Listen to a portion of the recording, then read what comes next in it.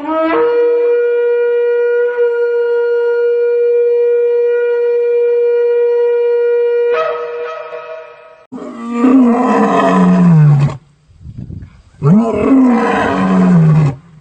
and Black Power family, welcome to another Sarnetta TV House of Consciousness production. As you can see, we're trying to get this right for y'all. This computer stuff, we're trying to get it right so we can bring out some powerful information. I have my brother Divine Prospect back in the House of Consciousness, Sarnetta Studios, and we're going to continue with part 2. This brother's going to bring some powerful information. So all I got to do is say sit back, get this information, and enjoy your Wednesday night morning in Sarnetta Studios. Peace and Black Power family. Peace and Black Power family. First and foremost, I want to say thank you to everybody that tuned in to the first part. Appreciate all the comments, whether they're good or bad, and everything just helps sharpen my tool a little bit better. I'm trying to get some information out for you, the people. Eat the meat, spit out the bones. Whatever work for you, good. If it don't, it don't. But I'm trying to give you some insight, you know what I'm saying? And this presentation is part 2 of Does the Bible Provide Insight on the Condition of Blacks in America. So we're going to go through some really good information here. We're going to break down a couple of things in regards to some of the things that the Hebrew Israelites believe, and also show how they're intermingled and intertwined with Africans. And that's very, very important. So we need to really understand that so that way we can unite and come together. You feel me, fam? So we're about to get into this. So y'all sit back. It's a lot of information here. I'm going to do more reading as opposed to me presenting. So there's going to be some information up there. We're going to put it up later on, and you guys can read anything that you may have missed. But please get this information if you can, fam. Try to follow me. I'm going to go through it as quick as I can, but I'm going to pace myself this time so y'all can really hear what we're going. So you ready, Si? I'm ready. All right, we good. All right, here we go. All right, now, this is part 2. So we're jumping in the book of Genesis now. Everybody's like, oh, you know, why are you in the Bible? Because I'm trying to show you the ideology behind the Hebrew Israelite. So that way you can understand. Now, this story right here, the story of Abraham, is an oral tradition that was passed down and eventually written. There's no correlated evidence in regards to him as a person in any other kind of associative culture.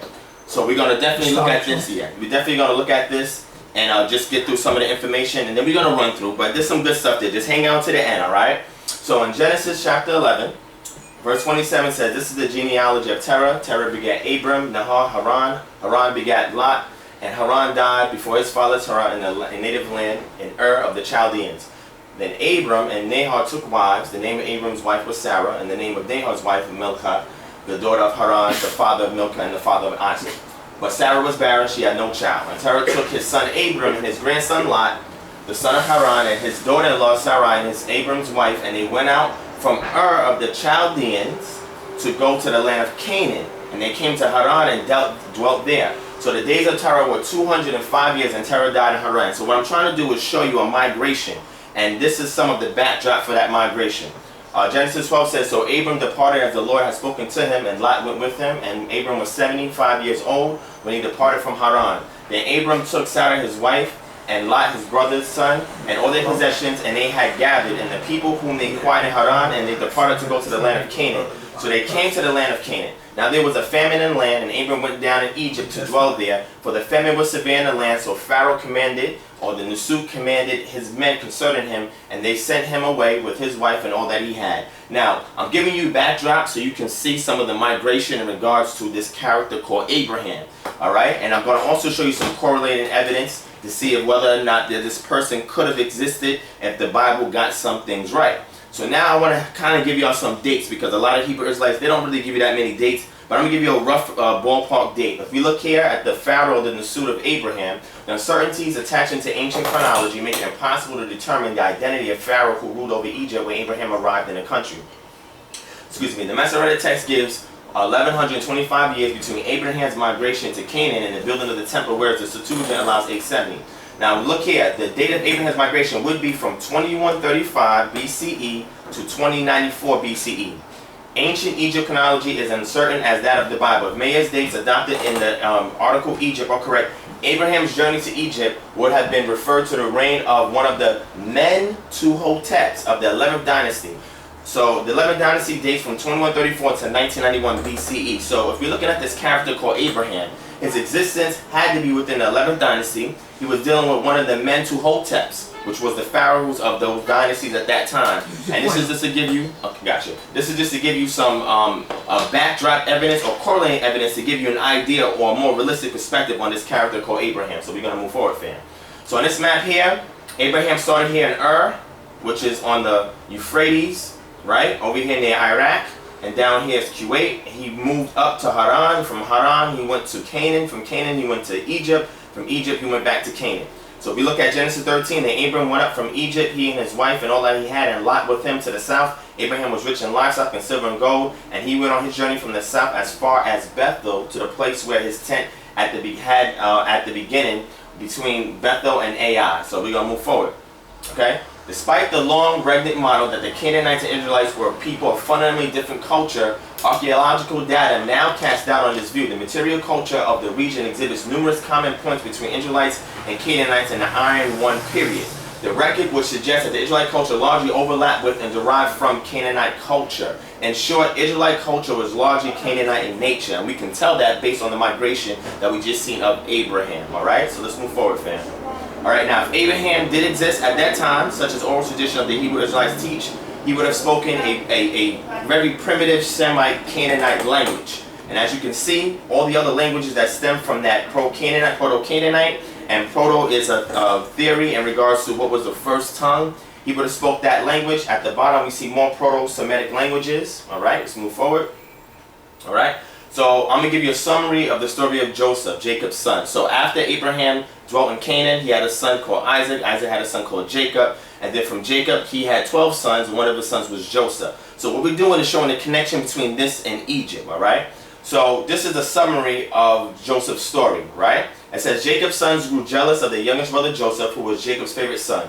When Jacob presents Joseph with a beautiful multicolored coat, the 11 elder brothers sell Joseph into slavery, telling their father that Joseph is dead. Joseph is sold to Potiphar, a high-ranking official in Egypt. Keep that name in mind. Who favors the boy greatly until one day Potiphar's flirtatious wife accuses Joseph of trying to sleep with her. Potiphar throws Joseph in prison, but ever faithful to God, Joseph earns a reputation as interpreter of dreams. Years pass, the Nasut of Egypt, bothered by two troublesome dreams, hear of Joseph and his abilities. Pharaoh summons Joseph, who successfully interprets the dreams, warning Pharaoh that a great famine will strike Egypt after 7 years. Impressed, Pharaoh elects Joseph to be his highest official, and Joseph leads a campaign through Egypt to set aside food in preparation for the famine. Famine eventually plagues the land, and learning of Egypt's supply of grain, Joseph's brothers go to Egypt to purchase food. Understand that, because now we're talking about Joseph, his brothers, his father, who's Isaac, okay? I'm sorry, his father, who's Jacob, and in regards to them migrating into Egypt now, okay? This is the remigration of these Hebrews back into Egypt, okay? So it says, the 11 men present themselves to Joseph, who recognizes them immediately, but refrains from revealing his identity. Joseph toys with his brothers to test their goodwill, first throwing them in jail and then sending them back to Canaan to retrieve their newest brother Benjamin. They return with the boy, and Joseph continues the game, planning a civil cup, etc., etc. When Judah offers his own life in exchange for Benjamin, Joseph reveals his identity. Joseph persuades his brothers to return to Egypt with Jacob, who overjoyed moves to Egypt with his family of 70. Okay? Look on the next scene. Jacob and his family enter into Egypt to join Joseph. Now this is roughly 1900 to 1880 BCE. So now I'm trying to give you dates to correlate with this story, right? Now if you look here, this is a mural from Beni Hassan in Egypt showing a nomadic tribe from Syria, Canaan. Look at part 2. A group of Asiatic peoples, perhaps the future Hyksos, depicted entering Egypt between 1890 to 1900 BC from the tomb of 12th dynasty official Ken-Nu-Hotep under Nasut Sen-Seret II and Ben Hassan. So this is a mural that's in Egypt, indicating that you have Hyksos tribes or Asiatic tribes remigrating into Egypt due to a famine. So let's move forward. Okay? Let's read here. However, contrary to the impression given by Manetho, the Hyksos, okay, were not in fact a distinct racial grouping, but rather a term used to refer to the rulers of the area around Iberis and Sharuhen during the Second Intermediate Period. Their subjects comprise of a number of Semitic peoples driven from Western Asia into Africa by instability and famine during the Second Intermediate Period, which is the dynasties 13 to 17, and native Egyptians. They appear to have established themselves in Lower Egypt, where they ruled from the city of Iberis from about 200 years. So now we're getting into this thing in regards to who the Hyksos was, right? Because this is very, very important. Very, very important, fans. So let's follow me. Okay? So, jump in here. We're going to show intermarriage accounts with Africans. Okay? Abraham. Then Sarah, Abraham's wife, took Hagar, their maid, the Egyptian, and gave her to husband Abraham to be his wife. After Abraham had dwelt 10 years in the land of Canaan. So Hagar bore Abram a son, and Abram named his son, whom Hagar bore Ishmael. Okay? And as for Ishmael, I have heard you. Behold, I have blessed him. So what is this saying here? Abraham had an Egyptian wife, Hagar. Egyptian. And he had Ishmael. Did the Most High condemn him for taking in Hagar? No, he just said that the promise won't go through Ishmael, but guess what? Ishmael was still blessed. If we jump to Joseph now, and Pharaoh, or the Nusuk, called Joseph's name Zapnath Paneah, and he gave him to wife Asenath, the daughter of Potiphar, priest of On. I have this in gold for a reason, the priest of On. Priesthood of On is very important when you do your research in pre-dynastic Kemet and look into the books of Thoth and then the pre-dynastic rulers, you'll understand where this priesthood came from. And Joseph went out all over the land of Egypt. And unto Joseph in the land of Egypt was born Manasseh and Ephraim, and Asenath, the daughter of Potiphar, priest of On, bare unto him. So according to the story here, guess what? Joseph had a wife called Asenath, and Asenath had Manasseh and Ephraim, who were half Egyptian. He also, as you can see through marriage, had a bond with Potiphar, who was the priest of On. Keep that in mind, fam. So we're moving forward. Now, we're going to deal with the origins of the Hyksos, because you hear this a lot. And again, I'm trying to give correlating data to the claims that the Bible is making, all right? It says the Hyksos rulers of the 15th dynasty in Egypt were of non-Egyptian origin. Most archaeologists describe the Hyksos as a mix of Asiatic peoples, suggested by recorded names such as Kayan and Sakeha that resemble Asiatic names, and pottery finds that resemble pottery found in archaeological excavations in the area of modern Israel.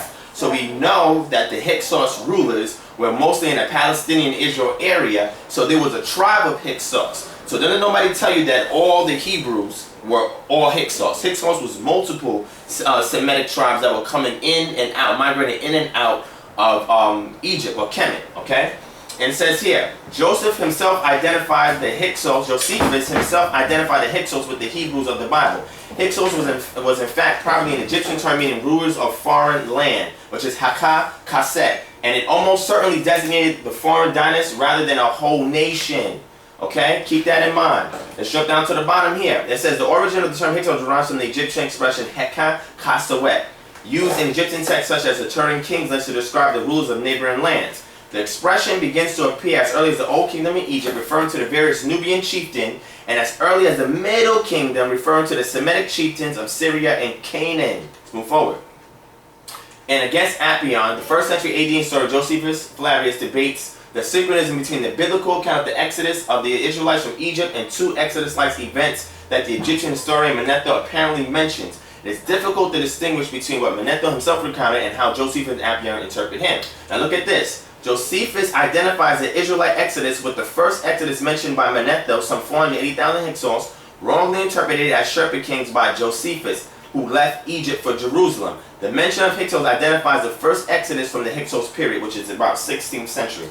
As the Hyksos conquest, some archaeologists depict the Hyksos as northern hordes sweeping through Palestine and Egypt in swift chariots. Yet others refer to a creeping conquest, that is, a gradual infiltration of migrating nomadic or semi-nomadic people who either solely to over-control the country or by swift coup put themselves at the head of the existing government. So what it's saying here is that as these foreigners was migrating into Egypt, these were different Semitic tribes that was migrating into Egypt, they became a creeping conquest, meaning they started to build up into the point where they had kings that were in control. Now let's keep moving forward. The native Egyptians viewed the Hyksos as non-Egyptian invaders. Keep this in mind. When they were eventually driven out of Egypt, all traces of their occupation were erased. Why are the Egyptians erasing the history of the Hyksos invaders that came into Egypt? See, now you have to put certain things in perspective to see the account that the Bible's getting could be in fact true. And the reason why you don't have a lot of correlating evidence in ancient Kemet is because, look, when they eventually drove out the Hyksos, all traces of their occupation were erased, fam. Okay, no account survived recording the history of the period from the Hyksos perspective. Only that of the native Egyptians who evicted the occupiers. So the only text that we have in regards to Hyksos entering in and exiting out of Egypt is located in the manuscripts of the quote-unquote Bible story. Okay? Now, if you look here in Exodus chapter 2, verse 8, it says, "Now there arose a king over Egypt who did not know Joseph, and he said to his people, Look, the people of the children of Israel are more mightier than we. Come, let us deal surely with them, lest they multiply. And it happened in the event of war that they also join our enemies and fight against us, and so go up out of the land." Now, the reason why this is important, fam, is because as you can see, the biblical account, we notated that way after Joseph's death, another Nisu came on the scene, and he saw the people multiplying, or this migration coming in to Egypt, and he said, listen, we got to do something about this problem. So let's keep it moving. Okay, here's a quote here. "After the conclusion of the treaty, they left with their families and chattels, not fewer than 240,000 people, and crossed the desert into Syria. Fearing the Syrians who dominated over Asia at that time, they built a city in a country which we now call Judea. It was large enough to contain this great number of men and was called Jerusalem." Josephus against Apion, right? Manetho confirming an exodus of Hyksos from Egypt to Israel. There's a reason why I'm building this up. The expulsion of the Hyksos may not have been a single event, and many still read Manetho's text as on the Hyksos expulsion as a record of the Israelites' exodus. So there's a correlation. After the Hyksos were defeated by Amos, some Hyksos people likely remained in Egypt or Kemet, perhaps as a subjugated class. Look at this. The Egyptian queen Hatshepsut from 1489 to 1469, and this is approximate, recorded the banishment of a group of Asiatics from Avaris, the former Hyksos capital. So after Amos got rid of the shepherd kings, there were still Hyksos tribes that were still in Egypt, but there's another account of them exiting out. So if you look at the bottom here in my footnote, the Hebrew Israelites seem to have pulled the Exodus story from several historical events. So what they did was they enhanced the story because they were trying to unite the people behind a common belief, a common practice, and a common idea. So they pulled from different historical sources in regards to what they encountered. They compiled it together and they created this elaborate legend in regards to what happened to them in Egypt based on the migration of the Hyksos people. So if we look up here, when we consider all the data, the weight of evidence seems to be in favor of the early date for the Exodus. Archer contends that no known pharaoh besides Thutmose III fills all the specifications for being a pharaoh of the oppression, with his son Amhotep II being the Nisu at the time of the Exodus. Thutmose II alone was on the throne long enough to have been reigning at the time of Moses or Musu's flight from Kemet, and to have died not long before Moses called at the burning bush. Jump down. Finally, in further confirmation, Amenhotep II as the Nisu of the Exodus, there is the dream stela of Thutmose. In the text on the stela, the god Horus appears to young Thutmose in a dream and promises him the throne of Egypt if he will remove the sand from the Sphinx. If Thutmose had been the oldest son of Amenhotep, there would have been no reason for divine promise that he would become king. He would naturally have succeeded his father to the throne. It is a necessary inference, therefore, that the oldest son of Amenhotep must have preceded his father in death. This well records with the record in Exodus 12 and 29 that the eldest son of the Nisu at the time died at the time of the 10th plague. So what this is saying here is that the ruler Thutmose, you see right here, the dream stela right here, right, of Thutmose, right, Amenhotep, the dream stela is stating that the reason why he had to get a vision from the god Horus is because what? It's because he was not the legitimate successor in regards to the rulership, and he had to find some method of letting the people know that even though he may have had an older brother who passed, that the gods have sanctioned him to rule, or he had the divine right to rule. Let's move forward. I want to show you the dream stela because we got to get into that a little bit. And again, follow me, fam. I'm trying to get through this so we can get to the meat of this. The dream stela, reproduction of the dream stela of Thutmose, it was discovered in 1834. It was originally from anywhere between 1500 to 1300 BC, made of granite located in the Giza Plateau. This is the dream stela that gave him the idea that, oh, you know what? Yeah, I'm the ruler. Horus is saying, or Heru is saying that I'm the one that's going to rule Egypt. Why are we talking about that? Look at it here, fam. The 10 plagues of Exodus. Remember this story? The 10 plagues, right? So, water into blood, Exodus 7:19. The frogs, the gnats, the lice, the flies, diseased livestock, the boils, the thunder and hail, locust, darkness, death of the firstborn. So when you look at the biblical account, it's telling you about all of these plagues that hit Egypt. Remember what I said. It was a legend that had a truth to it that they embellished so that way they can unite the people. Because when you make an elaborate story based on historical facts and you add some myth, some legend, and some truth, you can make this great story to woo the people to get them to unite and be a nation, okay? So now, I have an article here, and I'm not going to go too much into it, but this is the New York Times Biblical Page, A Novel Theory. Dr. Marr, an expert in tropical diseases, has a penchant for the strange and unusual.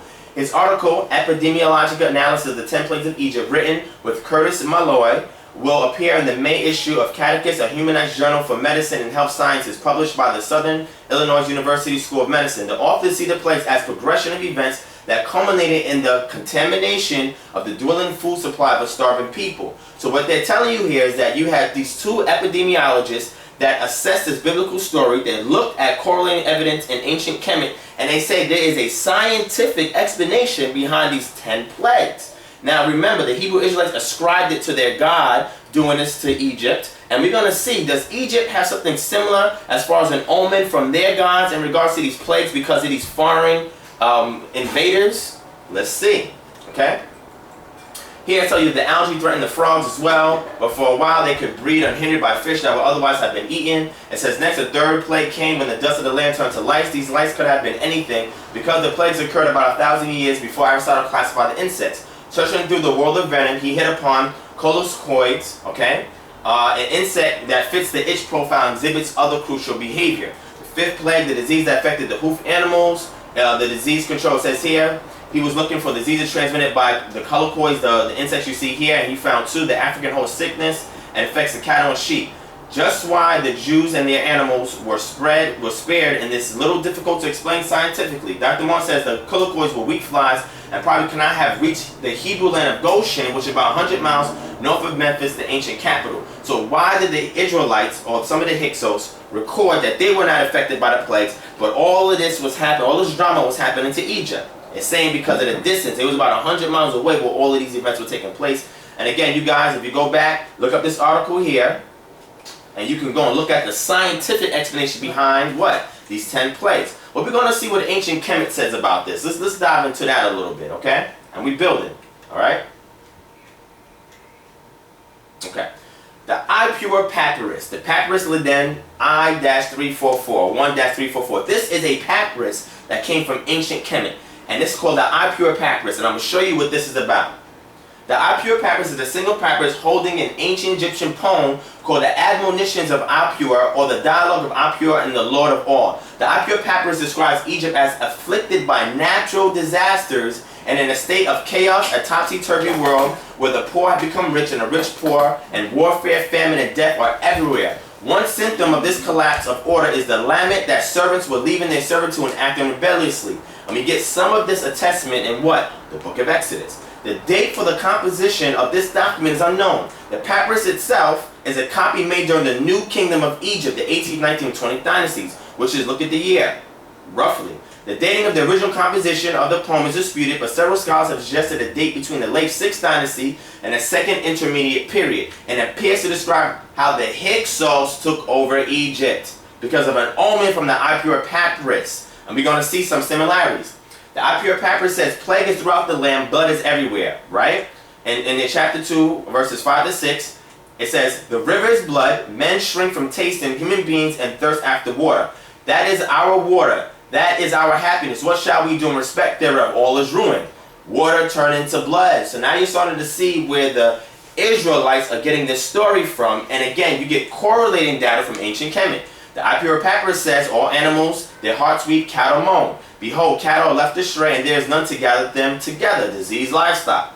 It says here, the Ipuwer Papyrus says, forsooth gates, columns, and walls are consumed by fire. Lower Egypt weeps. The entire palace is without its revenues. Forsooth, grain has perished on every side. Forsooth, that has perished which was yesterday seen. The land is left over to the weariness like the cutting of flax. Hail and fire. Papyrus says, the Ipuwer Papyrus says, the land is without light. Darkness. The Ipuwer Papyrus says, forsooth, the children of the princes are dashed against the walls. Again, the death of the firstborn. This omen from the Ipuwer Papyrus that was created in Egypt is correlating with the plagues that we got from the biblical account, and we also see a scientific data in regards to all of this phenomenon. Remember, these legends and myths are also trying to explain a natural occurrence that they didn't have the scientific knowledge of. Let's keep it moving. Okay? If we look at synchronized chronology, we think in Middle East antiquity, the Papyrus Ipera, a 17-page document known as the Admonitions of the Egyptian Sage, was a New Kingdom transcription of an older source whose grammatical style is that of the Middle Kingdom. Although some authorities place the events described in the papyrus during the first intermediate period, others prefer the second intermediate period because they describe the Hyksos invasion.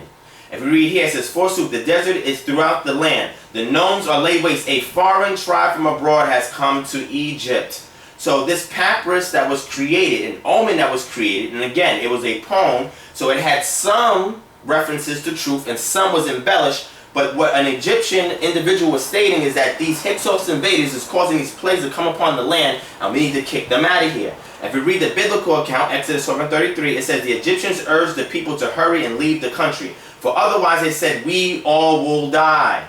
This poem could have been an omen to the Egyptians regarding allowing the foreign Hyksos into the land, which prompted for their expulsion. So now we have a Kemetic source that talks about the biblical account, because remember, when they got exposed out or kicked out by Amos the First, their record of who these Hyksos people were was destroyed. Let's keep it moving, fam. Alright? Now, look up here. Who else were in the midst of the Israelites when they left Egypt? So now, these plagues are coming upon the land, this omen, this deep omen, okay? The Israelites, seeing that they are growing increasingly, they're being oppressed, the Egyptians saying, y'all gotta get out of here because now you're bringing death and famine and rebellion to the land. Once they left out, who are the people that left out with the Israelites, or this tribe of Hyksos? Let's see. In Exodus 12:37, it says, the children of Israel journeyed from Ramses to Succoth, about 600,000 men on foot. And again, that's a slight exaggeration, besides children. A mixed multitude went up with them also, and flocks and herd, a great deal of livestock. And when a stranger dwells with you and wants to keep the Passover of the Lord, let all his males be circumcised, and let him come near to it, and he shall be as a native of the land. For no uncircumcised person shall eat it. One law shall be for the native born and for the stranger who dwells among you. Now remember this, fam. Circumcision also took place in ancient Kemet. It was also something that who did? Who did circumcision? Abraham. But remember, before Abraham circumcised his son, Isaac, he was in Egypt, and he left out of Egypt and came to Canaan. So it's possible that the Hebrew Israelites got this method of circumcision, which is health, right, in regards to good health for males, from ancient Kemet. It's possible. It's possible. Let's keep it moving, right? It says, for no uncircumcised person shall eat it. One law shall be for the native born and for the stranger who dwells among you. Who's this native born and stranger that the Most High is referring to? Next, all of you stand together in the presence of Yahuwah, your God, your heads, your tribes, your elders, your officials, and all the men of Israel, your little ones, your wives, and the foreigners who are in the middle of your camps. For the one who cuts your wood to the one who draws your water, that you may enter into the covenant with Yahuwah, your God, and into his oath which Yahuwah, your God, makes with you today, and also with future generations who are not standing here today. This text right here is saying that I'm not only making this covenant with the Hebrew Israelites, but also the strangers that are with you. Who are these strangers, fam? We about to see. Jump here. Leviticus chapter 24:10. Now the son of an Israelite woman, whose father was an Egyptian, went out among the camp of Israel. So we have half-breeds there, an Egyptian and Israelite. Interesting. Okay, Numbers 12:1. Then Miriam and Aaron spoke against Moses. Now all of this is after the Exodus, fam. It's because of the Ethiopian Cushite woman who he had married. For he married an Ethiopian woman. So Moses married an Ethiopian woman upon the time of their Exodus to when they were in the wilderness. And look who spoke against that, other Hebrew Israelites. It says, so the anger of the Lord aroused against them and he departed. Why? Because they were beefing with your boy Moses because he had a Cushite wife. So now we see that you have the Israelites mixing with Egyptians, mixing with the Cushites. Do not despise an Edomite, for Edomites are related to you. Do not despise an Egyptian, because you reside as foreigners in their country. The third generation of children born to them may enter the assembly of the Lord. So now let's keep this in mind, fam. Cushites or Ethiopians, or that part of the region of Africa, because their cartography at the time was not really as exact as it is today. And they thought any part of the South Sudan, of Eritrea, of Ethiopia to be considered all of Ethiopia. But if we see here, it says the third generation born to them may enter the assembly of the Lord. That means that an Egyptian and an Edomite was allowed into the camp after the third or fourth generation. And we see that the mixed multitude and strangers among them, the Israelites, were Egyptians, Cushites, and possibly other Semitic tribes, or other Hyksos. It says he made a covenant not only with the children of Israel, but also with these foreigners amongst them in future generations, as well as the exception of the Gentiles who are the descendants of Japheth. So now when we see the covenant that the Most High made with the Hebrew Israelites, he also made the same covenant with the strangers and the foreigners that was amongst them. And guess who was those strangers and foreigners? Cushites, Ethiopians, and Egyptians, my friends. No Gentiles, nobody from the lineage of Japheth. They were not included in this. Keep this in mind. Okay? Now, the responsibility that they had going into this new land, it says here, and you shall be a kingdom of priests and a holy nation. These are the words which you shall speak to the children of Israel. So Moses came and called for the elders of the people and laid before them all these words which he commanded them.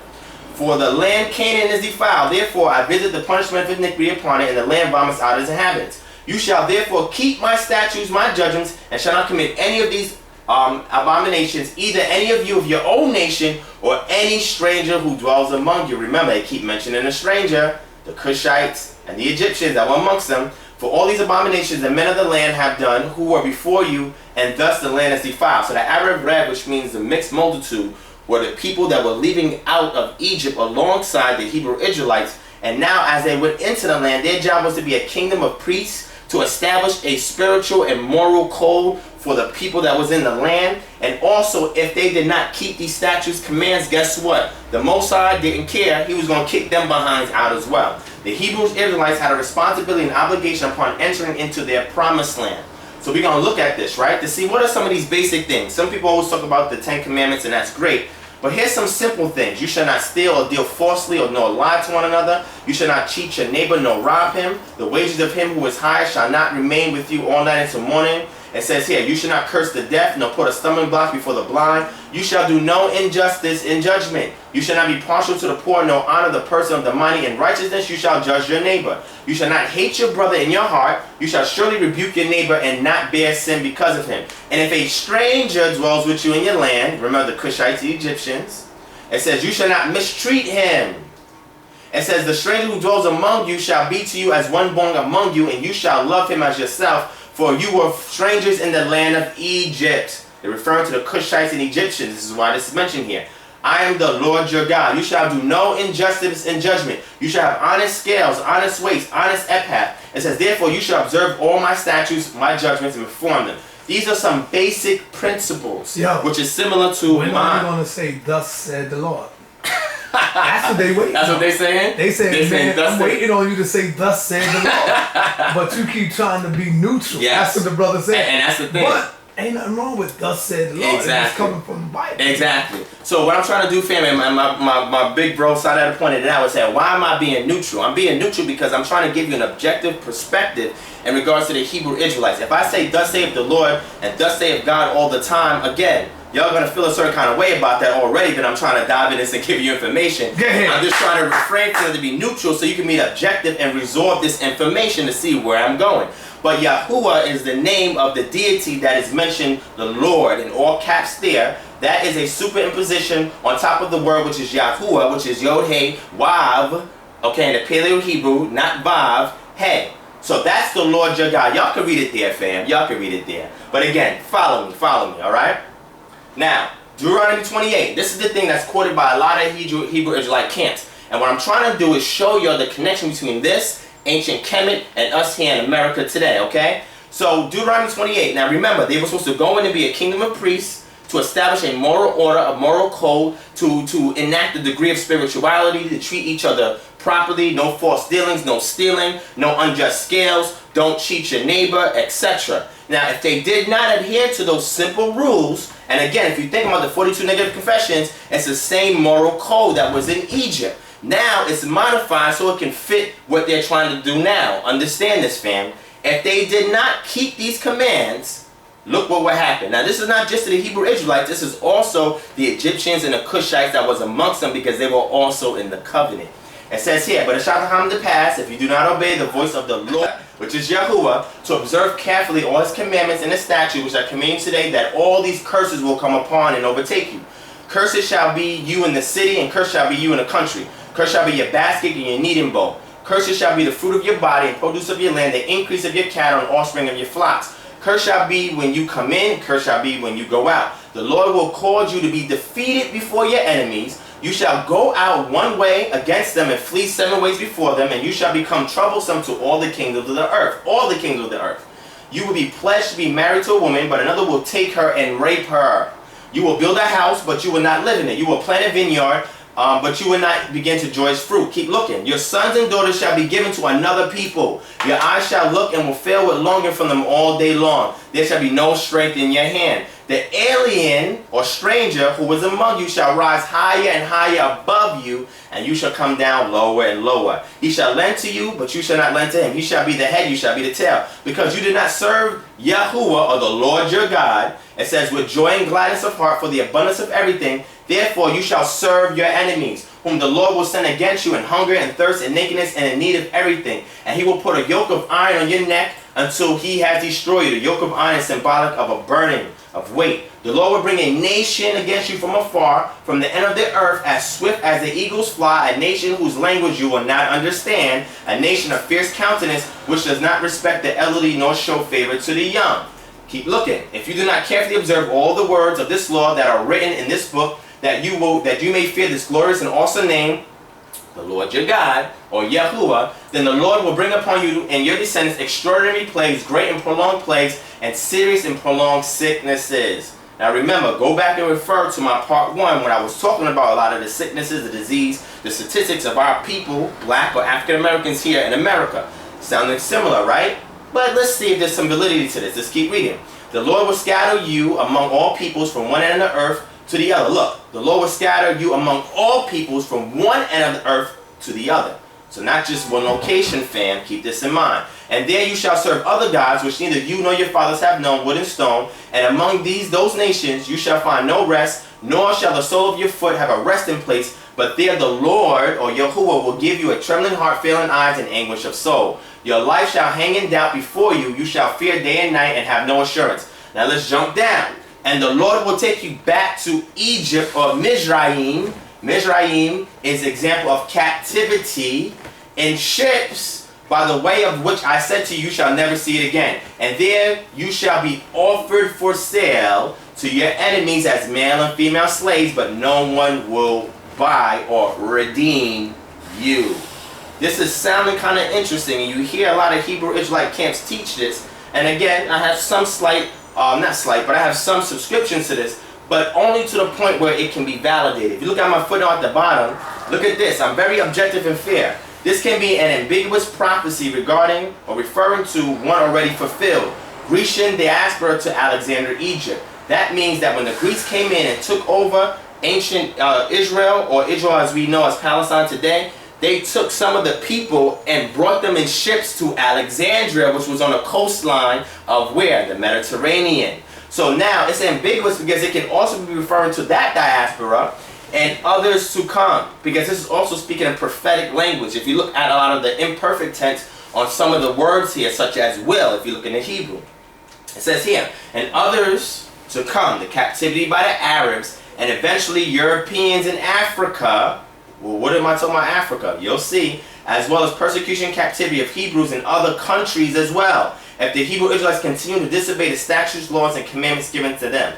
This lecture is geared towards the blacks and African Americans in America to see how these prophecies and this evidence fits with them. But remember, this wasn't just happening with the Hebrew Israelites in Africa, but anywhere across the world that they spread. Keep this in mind, fam. Let's move forward. Now, Moses and Joshua wrote the book of the law on papyri taken from Egypt. If you know anything about papyri, right, it says here, Deuteronomy 31:24, so it was when Moses had completed writing the words of the law in the book, when they were finished, it says, then again here in Joshua 24:26, then Joshua wrote these words in the book of the law, and he took a large stone, set it up there under the oak, and that was the sanctuary of the Lord. This is a picture of papyrus, right? Now this right here is a hieratic script, okay? Papyrus as a writing material resembles paper. It was made from a reedy plant of the same name that flourishes in the Nile Valley. Strips of papyrus pith laid at right angles on the top of each other and pasted together made cream-colored papyrus sheets, as you can see here. Although the sheets varied in size, ordinary ones measured about 5 to 6 inches wide. So now I got this from the Britannica, okay? Britannica Encyclopedia. I'm trying to show you that when they exited out of Egypt, they took some things with them. One thing they took with them is their method of writing, because we don't have any accounts of Abraham, Isaac, and Jacob, or even Joseph writing anything. They had a language that they spoke, but nothing was recorded until after the Exodus with Moses, and they got their papyri to write on from where? From ancient Kemet. Keep that in mind, fam. Let's keep it moving. Okay? If we look at the Paleo-Hebrew alphabet that was written, okay, the Paleo-Hebrew alphabet is an abjad offshoot of the ancient Semitic alphabet and closely related to the Phoenician alphabet from which it descends. And the Phoenicians were a Semitic tribe. It dates to the 10th century BC or earlier. It was used as the main vehicle for writing the Hebrew language by the Israelites, who were later split into Jews and Samaritans. It began to fall out of use by the Jews in the 5th century BCE, when they adopted the Aramaic alphabet as their writing system for Hebrew, from which the present Jewish square script Hebrew alphabet descends. And remember what I said to you, fam. If you really want to do some studying in the ancient Hebrew Israelite culture, you have to go back to the Paleo-Hebrew and the early Phoenician script to truly understand what the ancients were trying to convey. Because this modern Aramaic hybrid script that we have today of the modern Hebrew is decoding a lot of things, so that way you don't get the full understanding. So it says here also, the original manuscripts and early copies of the Old Testament, or Tanakh, disappeared over time because of wars, especially the destruction of the first and second temples that they established and erected, and other intentional destructions made by enemies. So when people say, oh, we don't have a lot of archaeological evidence in regards to the manuscripts, well, we have some that goes pretty far back, and some archaeological evidence that's written on different epitaphs, that's written on different pottery, etc. The reason why you don't have a great deal of evidence in regards to the manuscripts is because of wars, the destruction of the temple, which they kept a lot of their record at. Keep that in mind, fam. And intentional destructions made by enemies. So their enemies were trying to destroy this culture of people. We know that was a plague or a curse that came upon them because they disobeyed and fell from the statute, laws, and commandments that their God has given them. And because of such, they even lost a lot of their recordation in regards to their history. Keep that in mind. Let's move forward. Okay? Now, the language of Abraham from the Proto-Canaanite or the Phoenician script will be here. This here in the middle is the Paleo-Hebrew, and this is the modern Hebrew. As you can see, as you progress over time, you start to lose the meaning. These are pictographs such as the Metu-Neter or the glyphs that's in Egypt or cuneiform in Samaria. Okay, the people would take concrete things in their environment and they would attach abstract thoughts to it. But as you progress over time, you still have the Paleo-Hebrew, which the Tanakh was written in, the original Tanakh was written in, and then over time, because of the destruction of their temple, because of vandalism by their enemies, they eventually developed the Aramaic and created what's called a modern script, which is this right here. And with this script, you lose a lot of the meaning. I touched on some of this in the first part, so let's keep it moving. Okay? Now, just to rush through the story from the Exodus, right, into the Promised Land, okay? I brought you up out of Egypt and led you 40 years in the wilderness to give you the land. So Moses brought the people from Egypt into the wilderness. They dwelt there for 40 years, right? And it says here in the book of Joshua, right? Joshua, after Moses died, he went into the land with the people. So the Lord gave Israel all the land he had sworn to give them their ancestors, and took possession of it and settled there. Okay? That's very important. Let's jump down to here. God vows to grant Israel rest from foreign opposition and promises that the kingdom of David will last forever. So after Joshua, you had the judges. After the judges, you had Saul, which was the first king. After Saul, you had David. And now David has subdued the land from all their enemies. Okay? So now I'm building you up. Let's move forward. Now this is something that I want to educate our Hebrew Israelite brothers and just the community in general to see the correlation between ancient Kemet, the Cushites, and also with the Hebrew Israelites. Look at Solomon. A lot of times this is taken out of context, right? And this is not a knock to my Hebrew Israelite brothers because they use this a lot, saying that Solomon is stating that he's black, but that's not what the text is saying. Read the text and you'll see that Song of Solomon's one by she, his wife, the Shulamite wife. Solomon loved of a black woman, one of his wives. It says here, she says, I am black but lovely, O daughters of Jerusalem, like the tents of Kedar, like the curtains of Solomon. Do not stare at me because I am swarthy, for the sun has burnt me. So here is his wife, who is darker than most of the other women in Jerusalem. She's thinking because of her skin, she's being despised, and that nobody would love her or appreciate the melanin in her skin. But look what your boy Solomon says. He says, how beautiful you are, my darling. How beautiful you are. Your eyes are like doves. This Negro loved a black woman. Them Hebrew Israelites, they love them some black women, right? All right. Now, if you look at Jeremiah 13:23, well, what kind of woman is this? She was called a Shulamite woman. But if you read the duration of the text, you'll see here that they know that the Ethiopians, who's mentioned in the book of Jeremiah, cannot change his skin or leoparded spots. They always knew the Ethiopians as being very dark-skinned peoples, such as ancient Kemet. If you look at any of the wall rings in ancient Kemet, you'll see that they always make a distinction in skin color between them and the Nubians, and the same thing was done here by the ancient Hebrew Israelites. And look at this, 1 Kings 3:1. Solomon made an alliance with the Nasut, king of Egypt, and married his daughter. Why is these ancient Hebrews mingling with these black Ethiopian women and these Egyptians if they were beefing against them? You hear that, fam? What's going on here? I showed you Abraham. I showed you Joseph. I showed you Moses. I showed you Solomon. And I even showed you Hebrew Israelites dealing with some Cushites and some Egyptians in their camp. As they exited out of Egypt, went into the promised land. Why do they have these people here? And their God, which is the Most High, Yahuwah, says that I make the covenant not just with the Hebrew Israelites, but with the lineage of Ham as well. This is very important, and this is for my Kemetic brothers who have a lack of understanding in regards to the Bible, and also to give some further clarifications to my Hebrew Israelite brothers. Let's keep it moving.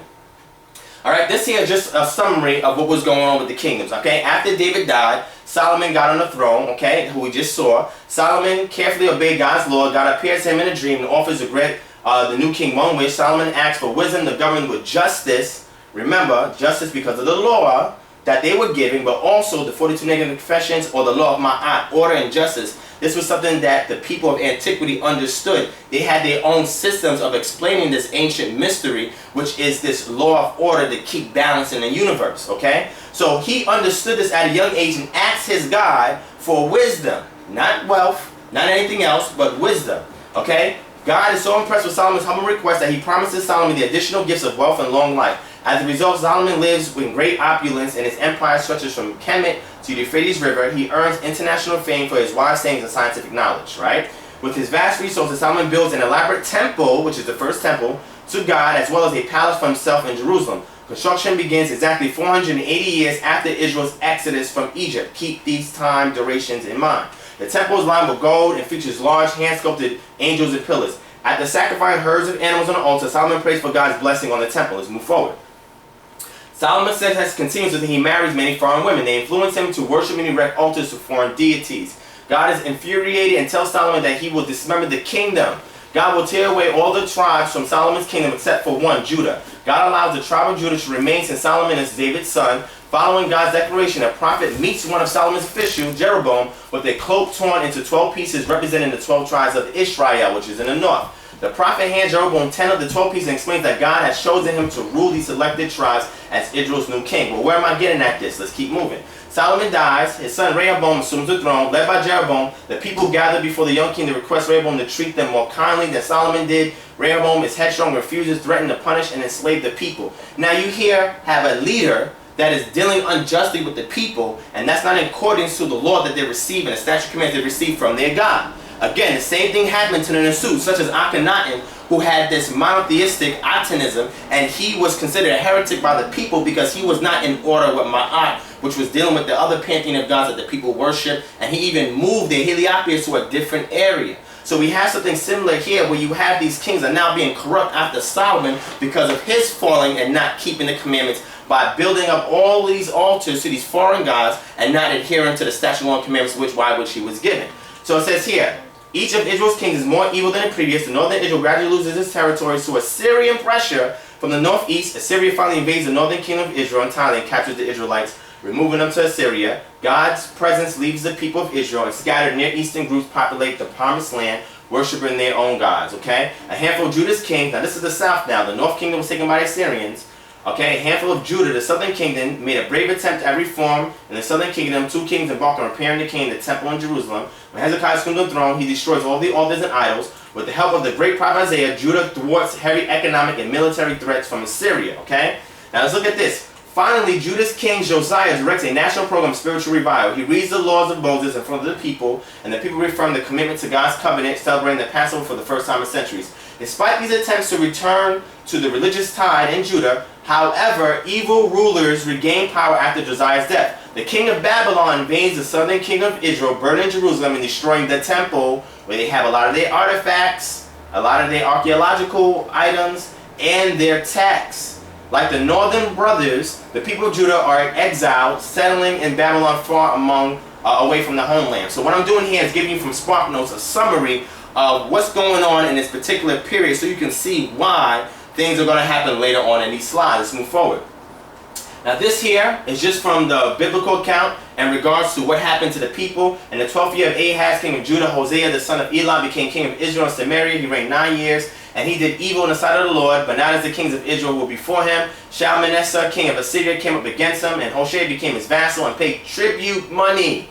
Now the king of Assyria went throughout all the land and went up to Samaria and besieged it for 3 years. And in the 9th year of Hosea, the king of Assyria took Samaria and carried Israel away to Assyria. This is the first mention of their captivity. And placed them in Halah and by Habar, the river of Gozan, and in the city of the Medes. Therefore the Lord was very angry with Israel and removed them from his sight. There was none left but the tribe of Judah alone. And Judah did not keep the commandments. The Lord rejected all the descendants of Israel, afflicted them, and delivered them into the hand of plunderers until he had cast them from his sight. This is very important. Now once they disobey, guess what their God is doing?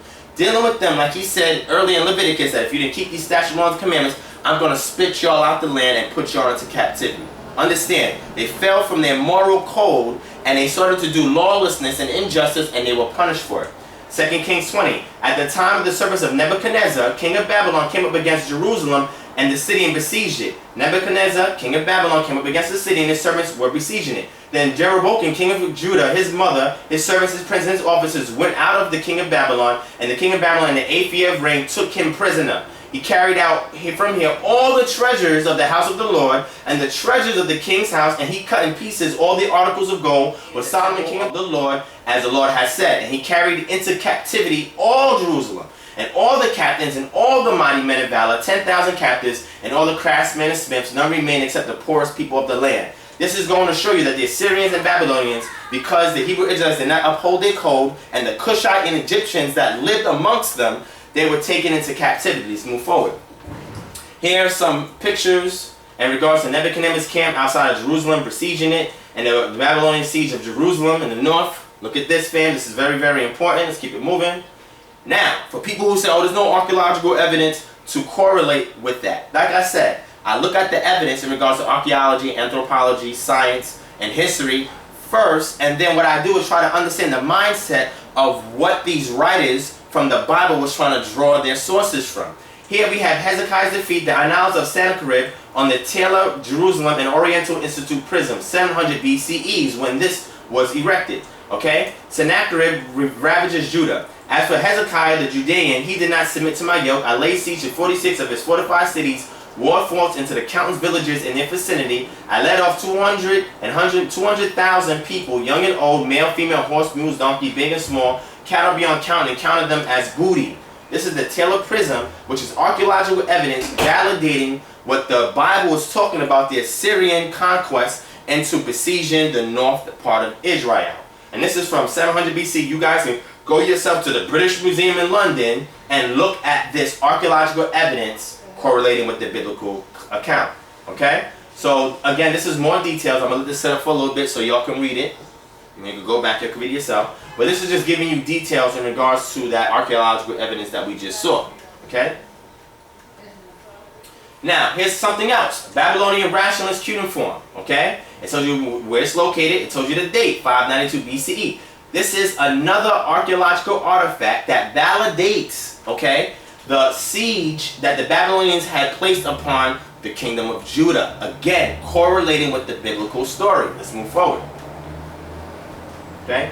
Again, you had the Babylonian Chronicle, which is 722 BCE. It says on the 25th day of the month of Tibet, Shalmaneser ascended the throne in Assyria, and he ravaged Samaria. And this is 722 BCE. Again, more evidence from the Babylonian Chronicle of 722 BCE of what the Assyrian king did to Samaria or northern ancient Israel. Again, correlating archaeological information regarding the biblical account. So that way we know, at least from the time of the kings after Solomon, you have correlating archaeology that corresponds with the biblical claims, and that's very important, okay? So now here, after the Babylonian siege on Jerusalem and the destruction of the temple, some Hebrew Israelites fled into Egypt. I want y'all to pay attention to this because this is going to set the stage of where I'm trying to go, okay? It says here, 2 Kings 25 and 22, if y'all want to read it. Then he made the son of so-and-so, so-and-so. Now all the captains of the armies and their men heard that the king of Babylon had made their governor, okay, a prisoner, okay? Look what happened. It says here, verse 26, and all the people, when they start saying that the captains and everything was being taken captive by these rulers, it says all the people, small and great, and the captains of the armies arose and went to Egypt, for they were afraid of the Chaldeans. Look where they went, Egypt, when they was getting their butts whooped, right? Jeremiah 43 and 5 says, so they went to the land of Egypt. Again, after they saw that the Nebuchadnezzar and the Babylonians was whooping their behind, they ran into Egypt.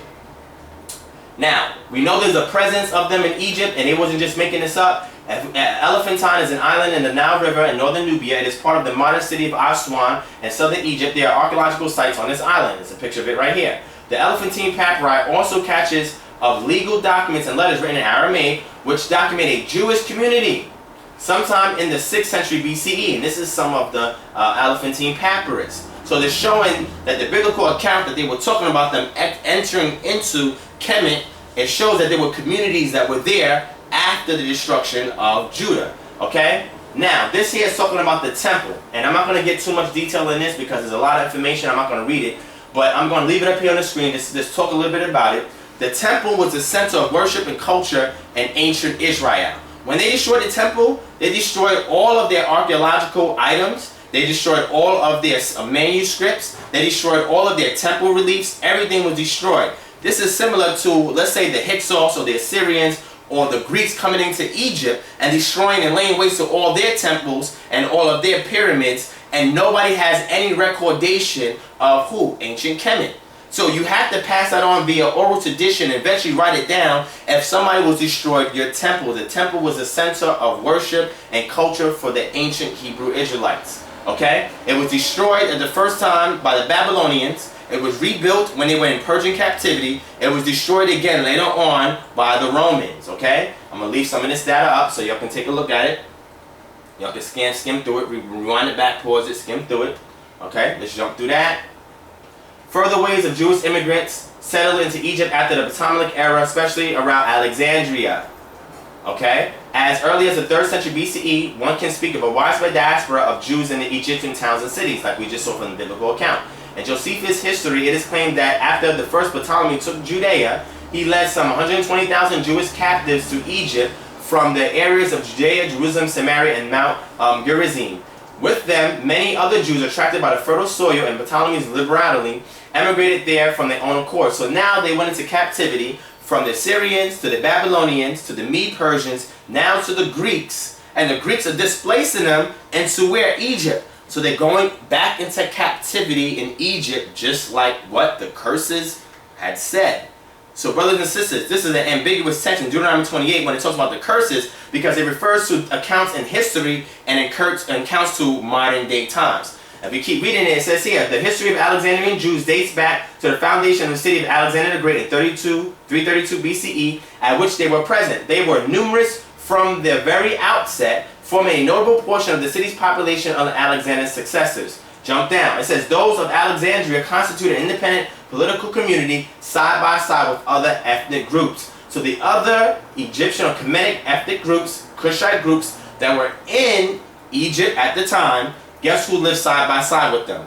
The ancient Hebrew Israelites. After they were taken into captivity, they ran and fled, and each one of their captors, they ran and fled from them into Africa, into Egypt. Let's move forward. In 66 AD, the first Jewish-Roman war began. The revolt was put down by the future Roman emperors Vespasian and Titus in the siege of Jerusalem 70 AD. The Romans destroyed the temple, their center and culture of worship. For the second time it was destroyed. and according to some accounts, plundered artifacts from the temple, such as the menorah. Of critical importance to the reshaping of Jewish tradition from the temple-based religion to the traditions of the diaspora was the development of the interpretation of the Torah found in the Mishnah and Talmud. Because their temple was destroyed, now, once they were in captivity, you had these rabbis that were creating these commentaries to explain the things in their original manuscripts, which they compiled in captivity. That's right. Look up the documentary Hypothesis, and you'll see the compilation of the Torah while they were in captivity from different manuscripts that they salvaged that was not destroyed in the temple. Some Jews were sold as slaves or transported as captives after the fall of Judea. Others joined the existing diaspora, while others still joined remaining Judea and began to work on the Jerusalem Talmud. Look into that. That's not as authoritative, but again, this is commentary that they used to explain the original text. The Jews in the diaspora were generally accepted into the Roman Empire, but with the rise of Christianity, restrictions grew. Forced expulsion and persecution resulted in substantial shifts in the international centers of Jewish life to which far-flung communities often looked, although not always unified due to the Jewish people's dispersion itself. Jewish communities were thereby largely expelled from Judea and sent to where? North Africa. Let's keep moving. For people that said, oh, this story is fictional and we don't have no archaeological data, here you'll see the Romans taking the menorah and all of these pieces, okay, that were in the temple away with them. This is called the Arch of Titus, which is erected in 85 BCE, I'm sorry, AD or CE. And here's a war relief here. There's a relief memorial that they're saying here on how they pillaged the ancient Hebrew Israelites and destroyed their temple and took the things from their temple. So now, if you only have one major place of culture and worship, you have your manuscripts, you have your archaeological items in there, you have your whole history, and that becomes destroyed, and you have evidence of your enemies disrespecting you and taking it out, of course you're going to have a lot of lack of archaeological evidence. Let's keep it moving, fam. Okay, the Arch of Titus, like I said there again, the Arch of Titus was erected by his brother Domitian shortly after Titus' death to commemorate the destruction of Jerusalem and the Jewish exile in 70 CE. Let's move forward. Now, I'm going to give you a timeline so you can follow where we're at first, because now we're going to dive into Africa. Remember, these Hebrew Israelites, because of their disobedience to the statute, laws, and commandments, their captives, okay, went in and destroyed their cities. A whole bunch of them fled into Africa, but they also went into other parts of the world. Now we're going to look here, okay? Jacob, Israel, and his family entered into Egypt by way of Joseph, 1900 to 1880 BC, right? It says here, captivity in Egypt for 430 years after Joseph's death, which is 1450 BC, and this is the Exodus account of that. The Israelites exodus into the wilderness for 40 years, 1410 BC, right? Joshua 5 to account for that. Solomon's temple started construction 418 years after the Exodus, which was in 992 BC. 1 Kings 6 and 1 attest to that. Solomon's temple completed in 7 years, 985 BC. 1 Kings attest to that. Solomon's palace completed in 13 years. 1 Kings attest to that. Solomon's reign after completion of his palace after 40 years, 971 to 931 BC. Follow me. The kingdom of Israel split into northern kingdoms and southern kingdom, and the northern kingdom, Israel and Judah, in 930 BCE. The northern kingdom of Israel sieged by the Assyrians and placed into the diaspora, 701 BCE. The southern kingdom of Israel sieged and their temple destroyed by the Babylonians and placed into the diaspora, 586 BCE. Some Hebrew Israelites escaped into Africa via Egypt after the Babylonian siege, 586 BCE. While in Persian captivity, the Hebrew Israelites rebuilt the second temple in Jerusalem, which took 23 years. And after 538 to 515 BC, you had this event. Right after that, some Hebrew Israelites, as displaced into Alexandria, Egypt during Grecian rule, they ran into Egypt.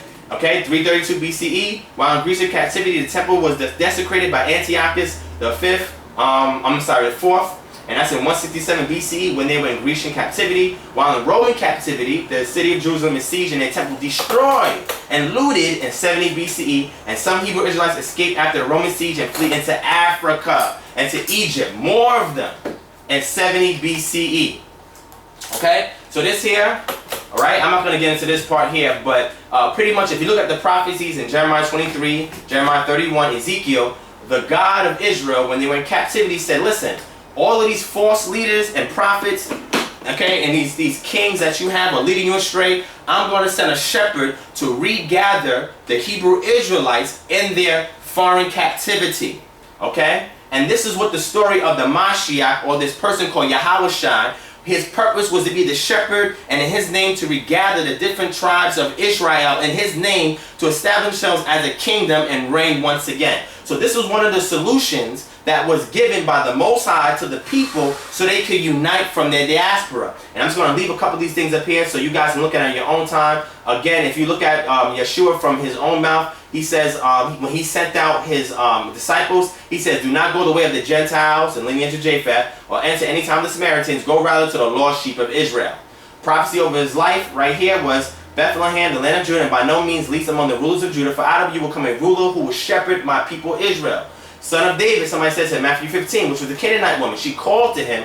He said, I was only sent to the lost sheep of Israel. So now you see this Semitic stance that the Messiah is taking because he is trying to regather the people. Okay? So let's skip beyond that. I'm going to skip that. Let's jump back that.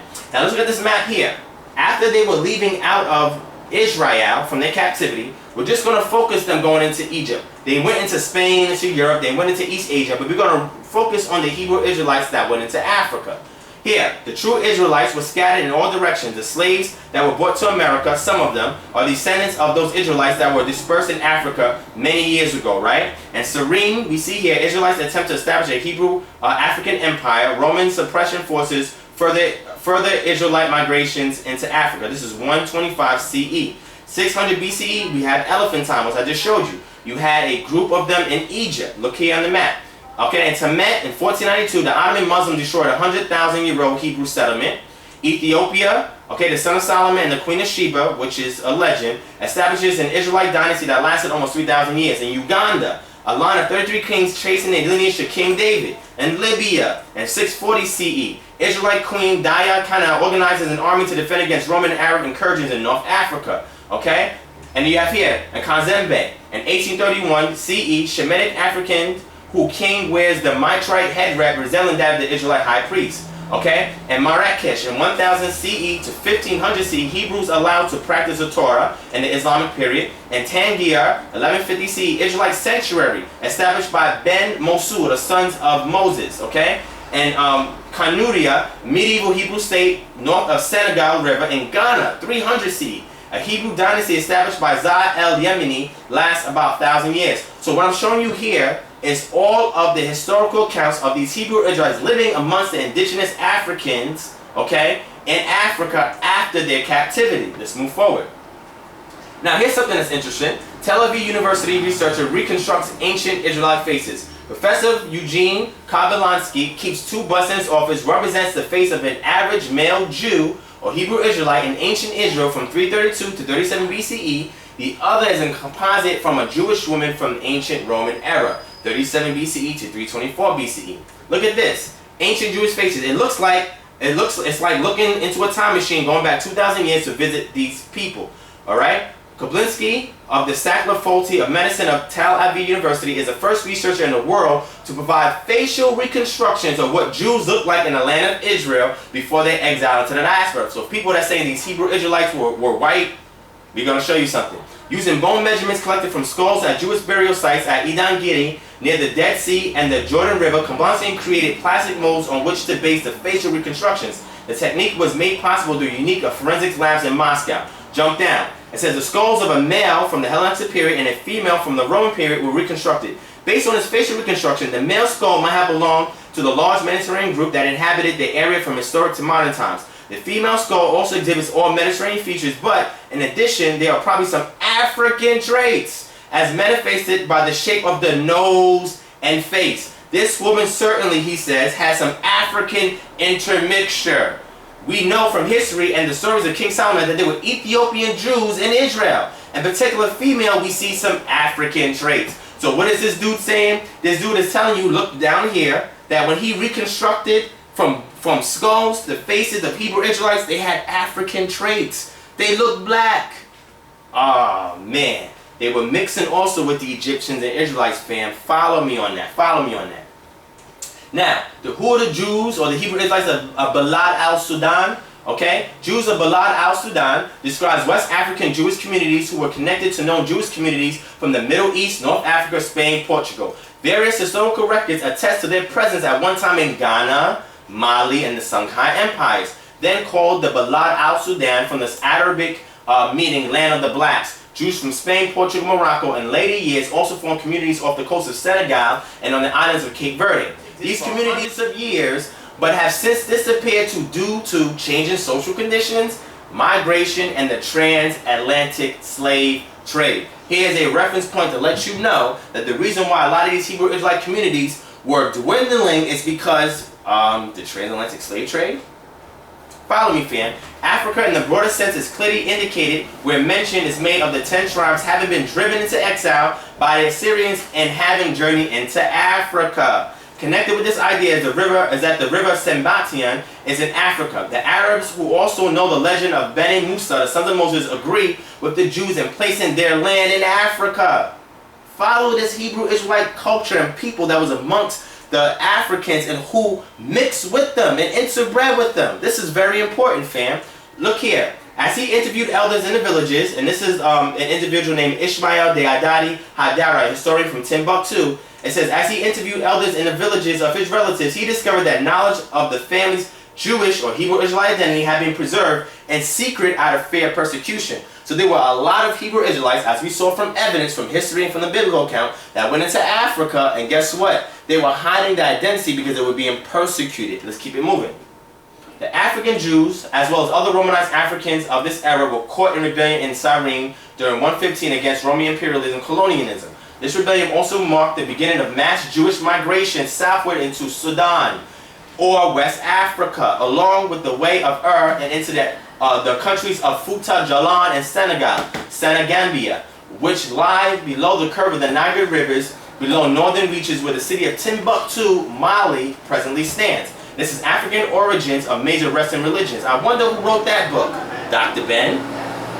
Dr. Ben is telling you here that there are African Jews and Hebrew Israelites that were migrating to Sudan and West Africa and lived amongst the African indigenous people. What else does Dr. Ben have to say on this matter?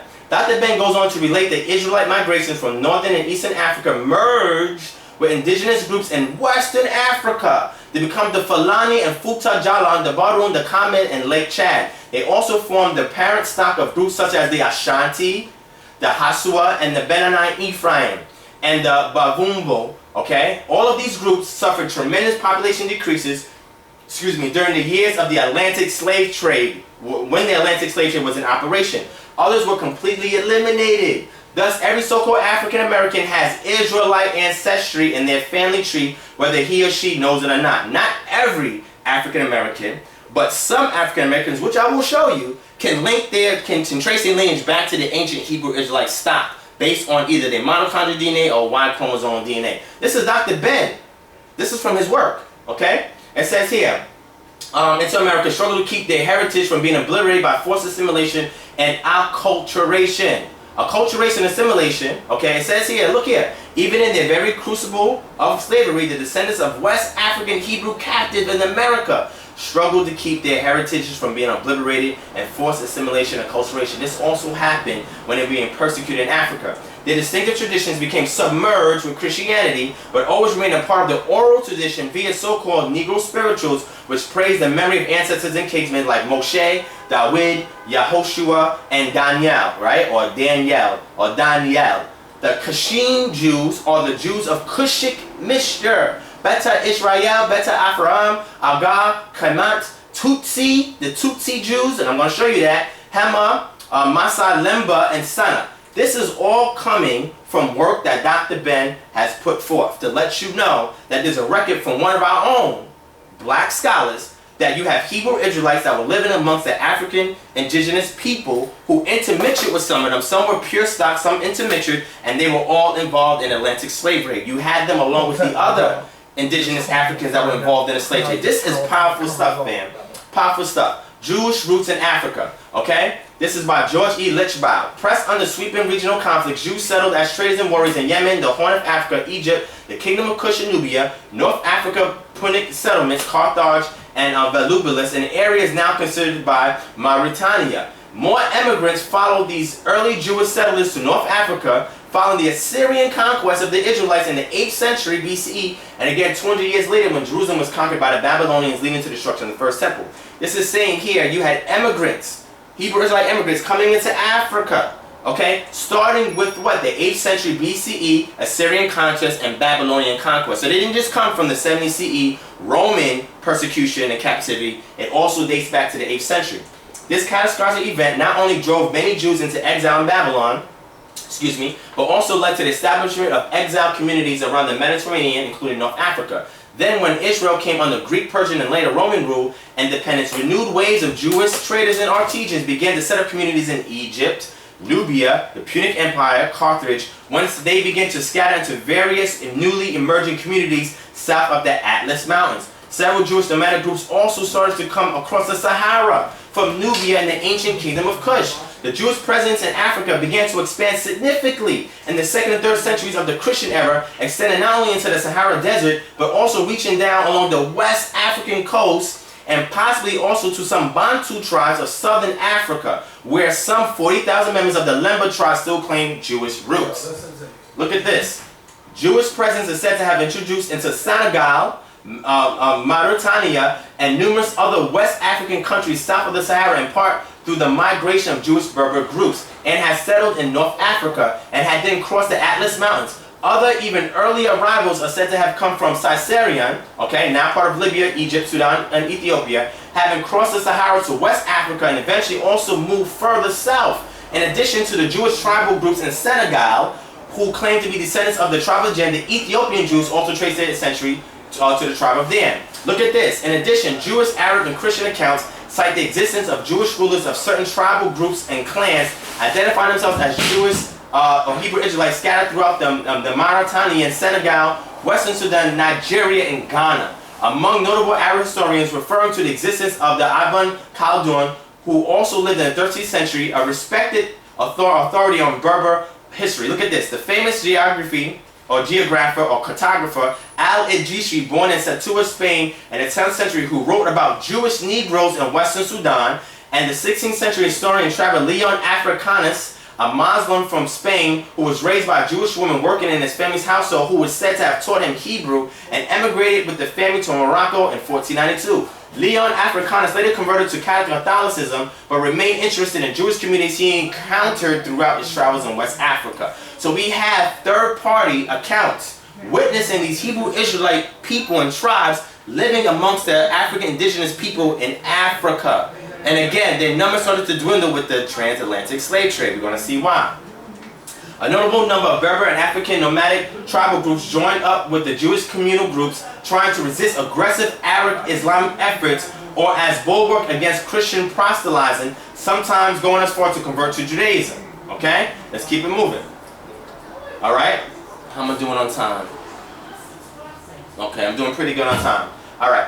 Jewish presence is also confirmed by numerous surviving accounts of Portuguese and other European visitors in the 4th and 15th centuries, as well as North African and Arab historical records. As a result, they were increasingly viewed as a threat by Muslim rulers, who were the Hebrew Israelites that were living amongst the Africans. Okay? And most of the Jewish communities and nomad groups south of the Atlas Mountains were either forced to convert to Islam or massacred. Egyptian Jews may have settled in the northern part of Mali as early as biblical times. Let's keep it moving. These are the Tutsi, Hebrew Israelites, and Burundi in the 1910s. And they trace their lineage to the ancient Hebrew Israelites. This is imagery right here. So this stuff is not just made up. There's really information on this stuff right here. Okay, let's keep it moving. Now, who was Muhammad al-Idrisi? He was a Muslim geographer, cartographer, Egyptologist, and traveler in Sicily at the court of King Roger II. Muhammad al-Idrisi was born in Ceuta, then belonging to the Moroccan Almoravids, and died in Sicily. Al-Idrisi was a descendant of the Idrisis, who in turn were descendants of Hassan bin Ali. Al-Idrisi incorporated the knowledge of Africa, the Indian Ocean, and the Far East, gathered by Islamic merchants and explorers and recorded on Islamic maps with information brought by the Norman voyages to create the most accurate map of the world in pre-modern times. This is the map that he drew of Africa. Muhammad al-Idrisi was a photographer. And mind you, he also spoke about the ancient Hebrew Israelites that were living along the African indigenous people. Let's move forward. Okay? Now we have some things, quotes here. It says, on the first map there is a city called Lamlan. In the 12th century, Al-Idrisi, in his book entitled Description of Central Africa, wrote about a Hebrew colony in West Africa called Lamlan, which was situated about 200 miles west of Timbuktu. It says, in the whole land of Lamlan, there are but 2 small cities, or as it were villages, and those were Malal and Dao, situated at the distance of 4 days' journey from each other. Their inhabitants, as people of these parts relate, are Jews or Hebrew Israelites, and most of them unbelieving and ignorant, according to what? Islam, because they didn't want to convert. When any of all inhabitants of the kingdom of Lamlam comes to have the use of this reason, he is burnt in the face in temples. This due to distinguish each other, right? Now it goes on and says here, all their countries and dominions, are near a certain river, the Niger River, following into the Nile. It is not known whether there is any inhabited place to the south of the kingdom of Lamlam. That kingdom joins on the west to Magzara and on the east to Vankara, which is Wanagara, on the north of Ghana and on the south to the desert. And its people use a different language from those of Mascara and Ghana. Now, what he's attesting to here, which is very important, this is an Arab by the name of Al-Idrisi, who's a cartographer, is letting you know that there's Hebrew Israelites in Central Africa and West Africa living amongst who? The indigenous Africans. Let's keep moving. This is part of his map here. Al-Idrisi mentioned that Hebrews inhabited an area that stretched from an area called Magzara to the east of Ankara, on the north to Ghana, and on the south to the desert. Okay, here's a close-up at the area that Idrisi is referring to. This area here, this is Lamlam here, right here, this is Wangar. Okay, outlined in red, reads, according to Al-Idrisi, the land hereabouts are populated by Hebrew Israelites, from which are brought the Gold Sierra K slaves. So slavery was already happening with the Hebrew Israelites long before we even get into the Europeans coming on the scene. Okay? To the far left of the map, there existed a Hebrew kingdom called Falaham, Jews called Shankala. Here was the location of Shankala on Dan Oxfield's map of Africa. Right here. Okay, outlined in red, Shankala, wandering tribes, Falajam, Jews exile. Al-Idrisi mentioned that the Hebrews that inhabited this area and the adjacent cities called Malau and Dawo were being attacked by native African tribes and fled to slave traders, and then sent to slave trading centers and then traded to all parts of the world. To the southern of Barisi, at the distance of the 10 days' march, lies the land of Lamlam, and to which excursions were made by the inhabitants of Barisa, Sala, Tokaro, the Fulani, and Ghana. There they take numbers of captives whom they carry away to their own countries and dispose of to the merchant trading thither. These afterwards sell them into all the parts of the world. Al-Idrisi. Let's keep it moving. Again, another map, another medieval map, African map by Eamon Bowman in 1747, called Negroland, shows Upper Guinea and adjacent countries. If you look close towards Guinea, to the right of the Gold Coast lies the Hebrew kingdom of Judah in the French, as it was called Wada, or Wida, right here. Let's move forward. Okay, a quote from scholar named J. Leighton Wilson from the book called J. Leighton Wilson, Western Africa's History, Conditions, and Prospects in 1856. Whether the natives of the country have Jewish distinction between Diaboli and Daimonia in northern Guinea is not certainly known, but the inhabitants of southern Guinea undoubtedly have. So in southern Guinea, now we have Jewish or Hebrew Israelites that were living again amongst the African indigenous people. We got another scholar stating that. Here, mixed up with these pagan nations and customs, there are many obvious traces of Judaism, both in northern and southern Guinea, and in the latter, some undoubted traces of a corrupted form of Christianity, which has probably traveled across the continent from ancient Ethiopia. Leo Africanus, as a young man, accompanied his uncle on a diplomatic mission to Maghreb, okay, reaching as far as the city of Timbuktu, 5010 CE, then part of the Songhai Empire. In a book titled Description del Africa, Leo Africanus wrote about the hatred that the native Africans had against the Hebrews that lived in West Africa about 500 years ago.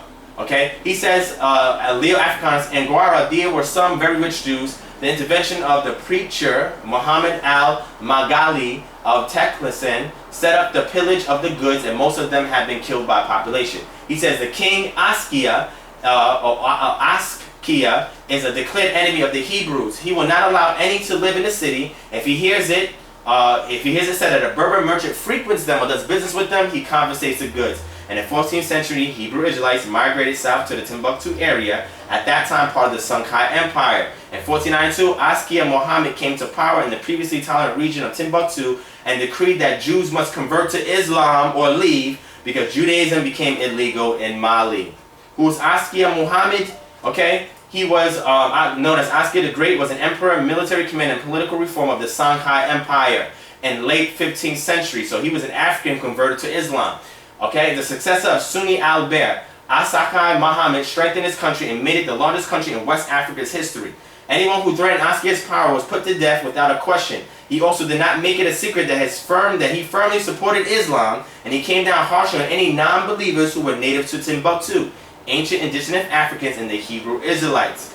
Islam had an adverse effect on the Hebrew Israelite population in Africa, eventually resulting in their persecution, slavery, and captivity. Here, so you can see an image, an Arab slave raid in East Africa, 1888. The death toll from 14 centuries of Muslim slave trade in Africa is estimated at over 112 million. And this is not made up. Here's an image. Okay, another image here. Africans who were indigenous people, and some of them were Hebrew Israelites. And because of that, their admixture with the African indigenous people also looked like Negroids or blacks or Ethiopians. 19th century European engraving of Arab slave trading caravan transporting African slaves across the Sahara. The Arab slave trade was the practice of slavery in the Arab world, mainly in Western Asia, North Africa, South Africa, the Horn of Africa, during the era of the Arab conquest. By the 14th century, an overwhelming number of slaves came from sub-Saharan Africa, leading to prejudice against black people in the works of several Arabic geographers, okay? And this is more information here, fam. You can pause and read it if you want. Okay? Muslims were enslaving black Africans long before any slave ships sailed for the New World. Okay, Ibn Rashid writes, Arabs were deeply involved in the vast network of slave trading. Okay, and it says who were some of the people that they traded? Black slaves from West and East Africa. Okay, although Muslims took slaves from all over the world in the lands they conquered, many of the Muslim slaves were black Africans. They were forced to do the harshest labor. Okay, here you go here as an account from Muhammad himself. Okay, well not Muhammad, a third party talking about Muhammad having a black slave. Okay? Here's another work here. You can read this, 2 views of the history of Islamic slavery in Africa, talking about the slavery in Africa. It says here, Gordon estimates the number of slaves harvested from black Africa over the period of the Muslim-Arab slave trade was at 11 million. Despite the long history of slavery in the Arab world and in the other Muslim lands, little has been written about this tragedy. Gordon describes a conspiracy of silence that has blocked out all light on this sensitive subject. Okay? It says here, while Gordon acknowledges that at times the Islamic version of slavery could be more humane than the European colonial version, he provides many factors point out that the Muslim variety of slavery could be extremely cruel as well. Now you have African converts that are enslaving indigenous Africans who are not converted to Islam, or if they're doing trade with Islam, they're not paying tax, they're being enslaved. And the Hebrew Israelites were one of the minority of these African people who were being enslaved. The taking of slaves in raids on peaceful African villages also had a high casualty rate. Young women were targeted because of their value as concubines or sex slaves in the market. Let's keep it moving. Europeans jumped on the bandwagon of slave trade after witnessing the success of Muslim enslavement of Africans. Arabs and African Islamic converts also traded African slaves to Europeans. First to the Portuguese, then to the Spaniards, and then to the Dutch and the French and the British. Here's a map of that right here, fam. The slave trade was also important for the economic development of West Africa. For a very long time, the West African kingdoms have relied on slaves to carry out heavy work. The Songhai kingdom, under the rule of Askia Muhammad, used slaves as soldiers. The Ashanti kingdom, the Akan people, grew in about the 15th, 16th century into a powerful kingdom in the most southern parts of West Africa, present-day Ghana. So now you see from the Songhai Empire, these people that's growing out of there who are enslaving indigenous Africans and the Hebrew Israelites, and what we know now as present-day Ghana. As a result, their first slave trade in West Africa was with the Akan people, the Portuguese. The Portuguese brought the slaves from the kingdom of Benin near the Niger Delta into Nigeria. Slave labor made it easy for the Akan people to shift from a small-scale agricultural state to a large-scale agricultural state. The shift transformed the Asante kingdom and it developed a wealthy agriculture and mining community.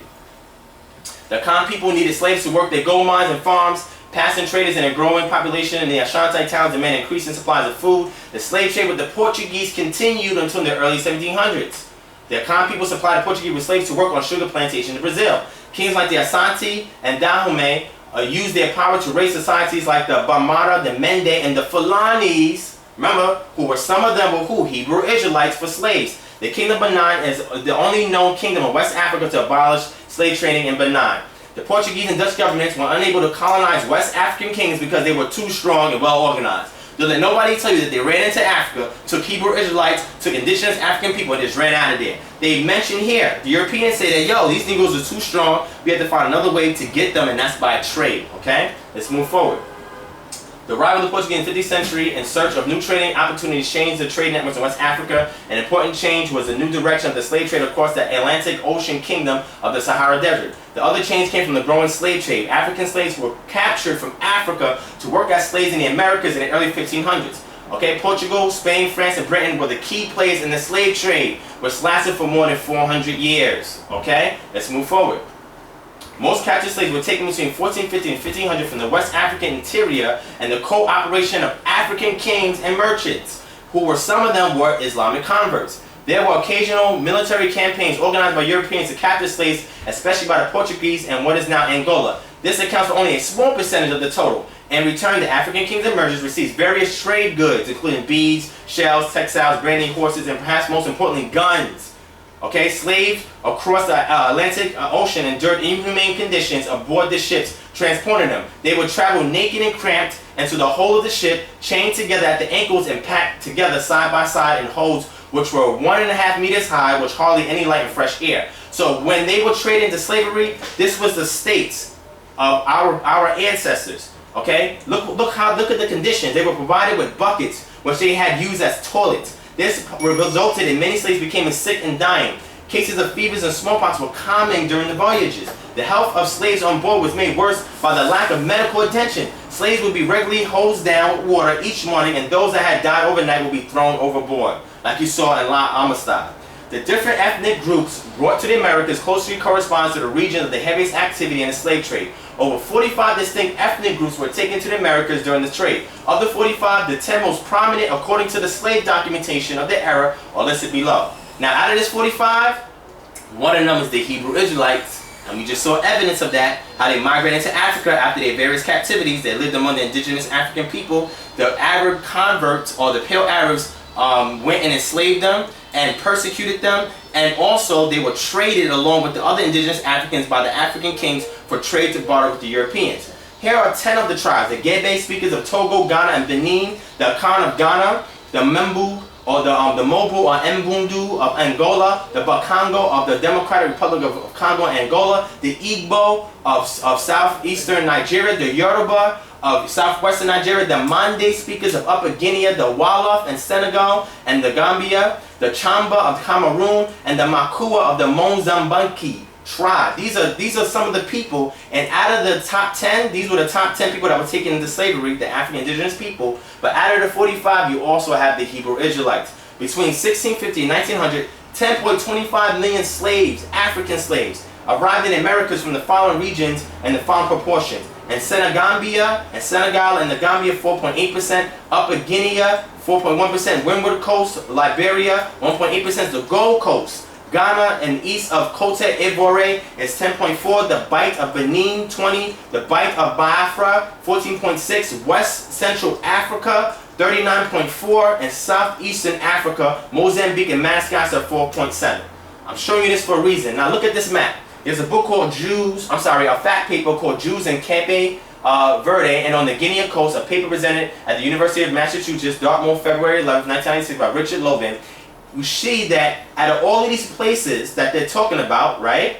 Sierra Leone, Cape Verde, they were Hebrew Israelite people that were living in these areas along with the other African indigenous people. So now you have Hebrew Israelites that are being taken into slavery because they disobeyed the statute, laws, and commands, and those curses followed them wherever they went because they was not adhering to the law, statute, and commandments of their Most High or Yahweh or their God. Now everywhere they went, they're being persecuted. All these curses are coming upon them. Their job was to be a kingdom of priests in order to disseminate this information as far as the spiritual and moral establishment of codes with any of the people that they encountered. They failed to do it. Therefore, this is one of the reasons why they were taken into the transatlantic slave trade captivity along with other indigenous Africans, and they mixed with them. Remember, all of these people, they mixed. All of these indigenous tribes that we saw, the Hebrew Israelites, they all mixed together. And they were brought over here into where? America. Now, I'm just dealing with one of the diaspora of the Hebrew Israelites, but they were also taken into where? Saudi Arabia, and to the Middle East, and to Europe. But we dealing with them from Africa. They ran into Africa. They lived amongst the indigenous people. They were not upholding the statute, laws, and commands like they should. And because of such, a curse was upon them. They were brought into captivity first by the Pale Arabs, then the Arab or the Islamic converts in Africa, and then eventually the Europeans. These are all foreign nations that, guess what?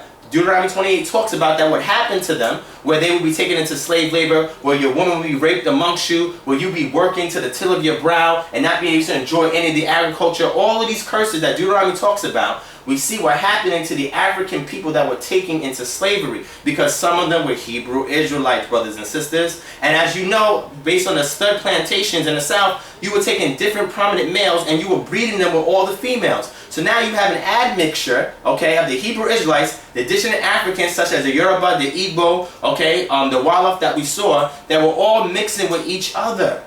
So therefore now the lineage or the curses are falling upon, guess who? The other indigenous Africans that were taken over in the slave trade, because the ones that were from the Hebrew stock or who subscribed to the Hebrew religion, they had a responsibility to get these statutes, law, and commandments to the people, and because they failed to do so, now they're in a situation where they need reconciliation back from their God. They have to go back to their law, statutes, and commandments. And I'm showing you this here. This is truth. This is facts, fam. All these sources. Again, another map showing you the slave trade, the Sierra Leone, the Windward Coast, Senegambia, the Gold Coast, the Bight of Benin, the Bight of Biafra. Look at this, West Central Africa, where all the slaves came here. South America, the Caribbeans, and here in North America. Hebrew Israelites, they have a job, they have an obligation.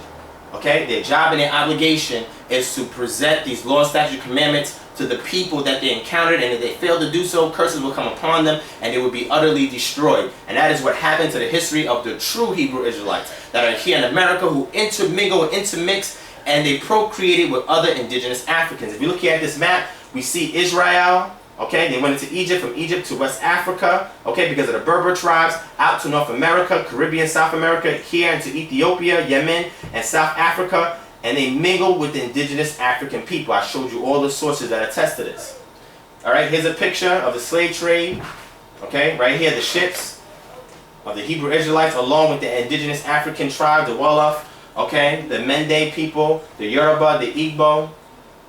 The European treatment of the enslaved Africans from the late 1400s on was influenced by the myth of black inferiority, and the promise of wealth that could be gained by using slave labor. It is said about 12 million Africans were forcibly transported across the Atlantic Ocean. About 8% were brought to North America around 1619, and the rest of the slaves were carried to the islands of the Caribbean and the shores of Central and South America. Crowded vessels sailing to the Caribbean from West Africa first had to sail south before turning northward. They were branded with hot irons, like cattle, for manufacturing purposes. They were separated by gender, kept naked, packed close together, and the men were chained for long periods of time. No less, and the reason why the women weren't chained is they were raping the women. No less than 20% of those on board were classed as children, a ratio that no other pre-20th century migration could come close to matching, except for the legal period of the trade when conditions at times became even worse. Slave traders typically had 2 slaves per ton.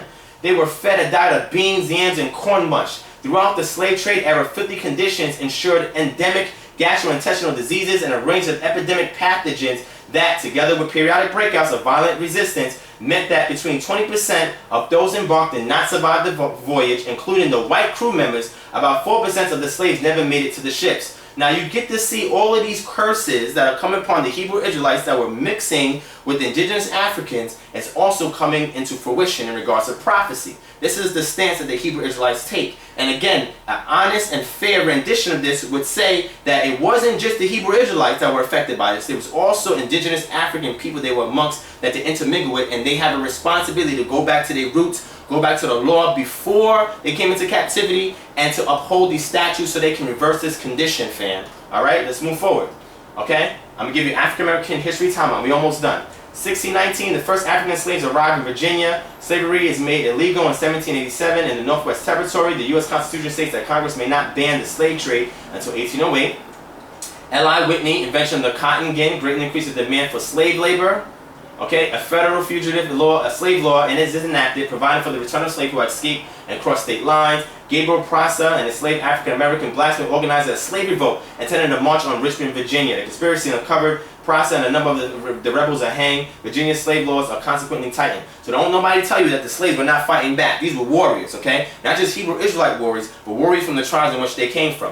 1808, Congress bans the importation of slaves from Africa. So 1808 stopped slaves from coming into Africa, but it did not stop slavery within America. The Missouri Compromise banned slavery north of the southern boundary of Missouri. Nat Turner, our boy Nat Turner, an enslaved African-American preacher, okay, leads the most significant slave uprising in American history. So he did not let his ideological beliefs stop him from building his people who probably didn't subscribe to the same things he did. he and his band of followers launched a short, bloody rebellion in Southampton County, Virginia. The militia quells the rebellion and Turner is eventually hanged. As a consequence, Virginia institutes much stricter slave laws. Let's keep it moving. Frederick Douglass launches the abolition newspaper. Harriet Tubman in 1849 escapes from slavery and becomes one of the most effective and celebrated leaders of the Underground Railroad. 1850, the slave trade in Washington, D.C. is prohibited.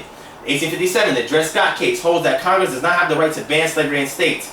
In 1861, the Confederacy is founded when the Deep South succeeds and Civil War begins.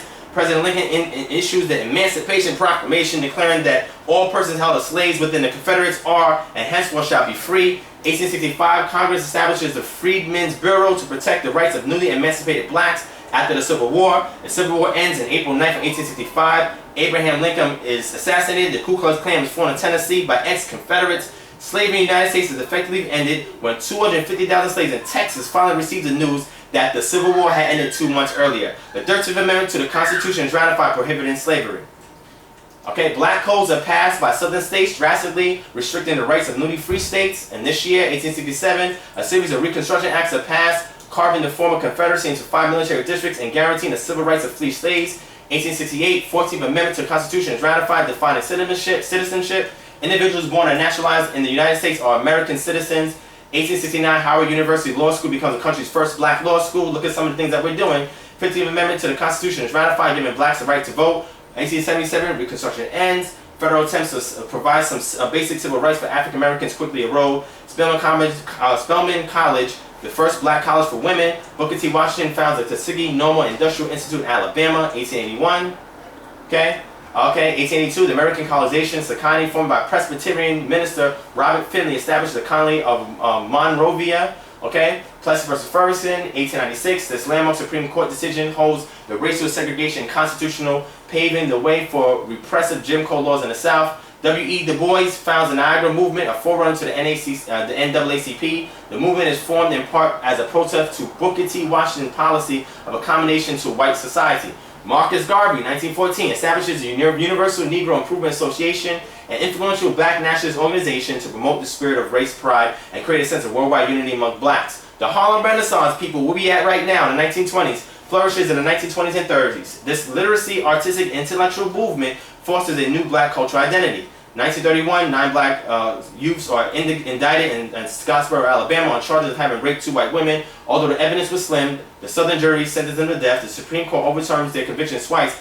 Each time, Alabama retries them, finding them guilty. In the third trial, 4 of the Scottsboro boys are free, but the 5 are sentenced to long prison terms. Okay, rushing through this, Brown versus Board of Ed in Topeka, 1955. Emmett Till is brutally murdered for allegedly whistling at a white woman in Mississippi. 2 white men charged with the crime acquitted by all-white jury. Okay, 1955. Rosa Parks refuses to give up her seat at the front of the colored section of the bus. 1957. The Southern Christian Leadership Conference, a civil rights group that is established by Martin Luther King. 1963. Martin Luther King is arrested and jailed during anti-segregation protests in Birmingham, Alabama. He writes a letter which advocates nonviolent civil disobedience. The March on Washington for Jobs and Freedom is attended by 250,000 people, the largest demonstration ever seen in the nation's capital. In 1967, Stokely Carmichael, leader of the Student Nonviolent Coordinating Committee, coins the phrase Black Power in a speech in Seattle, 1819. Here, Martin Luther King Jr. assassinated in Memphis, Tennessee. Okay, President Johnson signs the Civil Rights Act, 1977. The infamous Tuskegee syphilis experiment ends, begun in 1913. The U.S. Public Health Service 40-year experiment in 399 black men. And this last state of syphilis has been described as an experiment that used human beings as laboratory animals in a long, inefficient study of how long it takes syphilis to kill someone. The Supreme Court case, Regents, University of California versus Batt, upheld the constitutionality of affirmative action. 1983, U.N. Bulford Jr. was the first African American in space. 1992, the first race riots in decades erupt in South Central Los Angeles after a jury acquits the white police officers for the videotape beating an African American Rodney King. And in Grutter versus Berlinga, the most important affirmative action decision since 1978, the Bakke case, the Supreme Court upholds the University of Michigan Law School's policy, ruling that a race can be one of many factors considered by colleges when selecting their students because it furthers a compelling benefits that flows from a diverse student body. As we can see, that from the time of the inception of slavery in America all the way to now, we have our ups and downs, that people have to go back to a restoration of a spiritual revival, social, politically, economically, and you can take one tool, which is the Bible, is one of many sources that accounts for us so that we can revive and we can reverse the condition that we're in. It identifies our oppressors. If you watch the first part of the lecture that I did, and it also identifies the condition and how we got to the way that we are today. And now, due to Hosea 4:6, my people are destroyed for lack of knowledge, because you have rejected knowledge. I will also reject you from being a priest of me, because you have forgotten the law of your God. I will also forget your children. So when they were taken into captivity, into slavery, coming out of Egypt, they were intermingled with other Africans. They lost their tongue, they lost their culture, and because they lost these things and did not find a way to seek back or seek the Most High, they were destroyed for their lack of knowledge. But now that that information has come back and caused revivals, now they can get back to the original text that was written in their Paleo Hebrew, to get back to their statute, laws, and commandment, which is just a practical application of moral laws that was in other ancient cultures. So that way, it could be used as a tool to build the people, or the blacks here in America, because our condition is one of the insights for our condition as a result of the admixture of the Hebrew Israelites with the African nations or indigenous people that got taken into slavery because they disobeyed the statute, laws, and commandment. They were brought into captivity. Now we're here in captivity in America. They intermingle. We saw what Dr. Ben said as well. And with that being the case, we can go back to the original laws, find a practical way of modifying it so it can apply to today, and cause a spiritual revival that will get us back to our Creator, get us back to our spiritual essence and the natural energy of the universe, and find a means or a tool for us to rebuild the spirit, the character, and the social, political, economic status of our people. Now I want you guys to watch this video real quick, 2 quick videos, and then we done. I'm gonna wrap up with a couple of statements, and then I'm done. If Sinetta wants to throw something out there, if y'all have one question, I answer it, because I'm a little pressed on time, but you know, we good. I got about 20 minutes or so. But I want you to watch this video. In this video, this is somebody in modern times who got a DNA test, and the DNA test showed that his lineage is from the ancient Hebrew Israelites that resided where? In Africa. So his ancestors were taken into the transatlantic slave trade. His ancestors, amongst the other African indigenous people. This is important because when we do DNA, we'll see that there's some people here in America, when they do their DNA test, they have ancient Hebrew Israelite DNA, whether it's Y chromosome from the male or the mitochondrial DNA from the female. This is important stuff. I'm going to play this clip right quick. I want you to see it. I'm going to pause it where he talks about the situation in regards to doing this. I want you to see this so you can see modern day documentation of a black African-American family who got a DNA test, and they showed that their lineage is to the ancient Hebrew Israelites. After this, I got one more clip and we done. Because I wanted to show you something on my Big Brother Sinetta's channel to validate this stuff to memories from Sinetta. You good? Alright, let's go. Get this out the way. Let's get that. Okay. Alright, you ready, Si? I'm ready. Alright, let's see. Let's see what this do. Oh, that's good. What's going on and what we're feeling inside. We're trying to do our best to, you know, to lay out the fact that what the journey that I've been on through the fact that I was able to use the technology that exists today, so we can actually trace through our DNA, which is used to free our African American brothers from bondage in prison, in our prison industrial complex in this country, through DNA. So it's a very reliable system, and that system has allowed me to be able to pinpoint the exact place and tribe that we come from. And what that does for us to recognize that, number one, when I started studying about our culture, one thing to find out that we are biologically connected and biologically related to ancient Israelite Jewish people. That is a real biological and cultural connection that we have. Every custom that is in the family custom. All right. So fam, oh, there we go. Okay, that was just it's a long clip. I didn't really edit it, but what that's saying there for you, fam, is guess what? When he did his DNA testing based on the haplogroups for the mitochondrial and the Y chromosome, he did with Y chromosome for males, he was able to detect that his lineage, DNA-wise, is traced to who? The ancient Hebrew Israelites. Okay? Now let's go to the next clip. Now this is evidence that Hebrew Israelites are intermingled with people here today. Let's go to the next clip.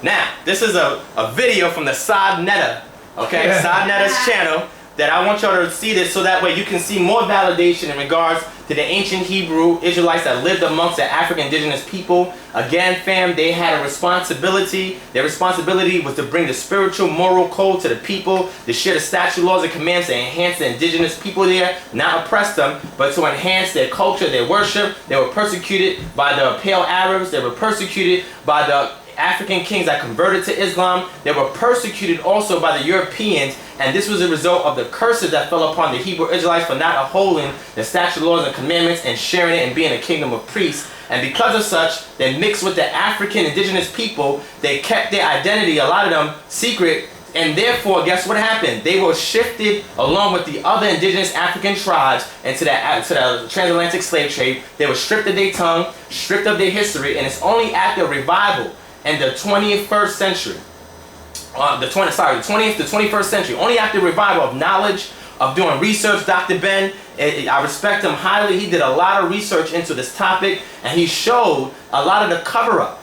So now that a lot of our forefathers came in the scene in the 20th century and revealed the information that a lot of African Americans are from the Hebrew Israelite lineage. This is one of many cultures that you can adopt because it is African in regards to their admixture with the indigenous tribes. You can adopt the Igbo tribe culture if you want, the Yoruba. You have the Chukwu, okay, from the Igbo tribe. You have the Alumer or Aluran from the Yoruba or the Yoruba tribe. And guess what? These people have cultures. We can't just sit here and always subscribe to ancient Kemet. If you do a DNA test and you see that your family is connected to the Igbo or Yoruba, why don't you pick up their cultures as well?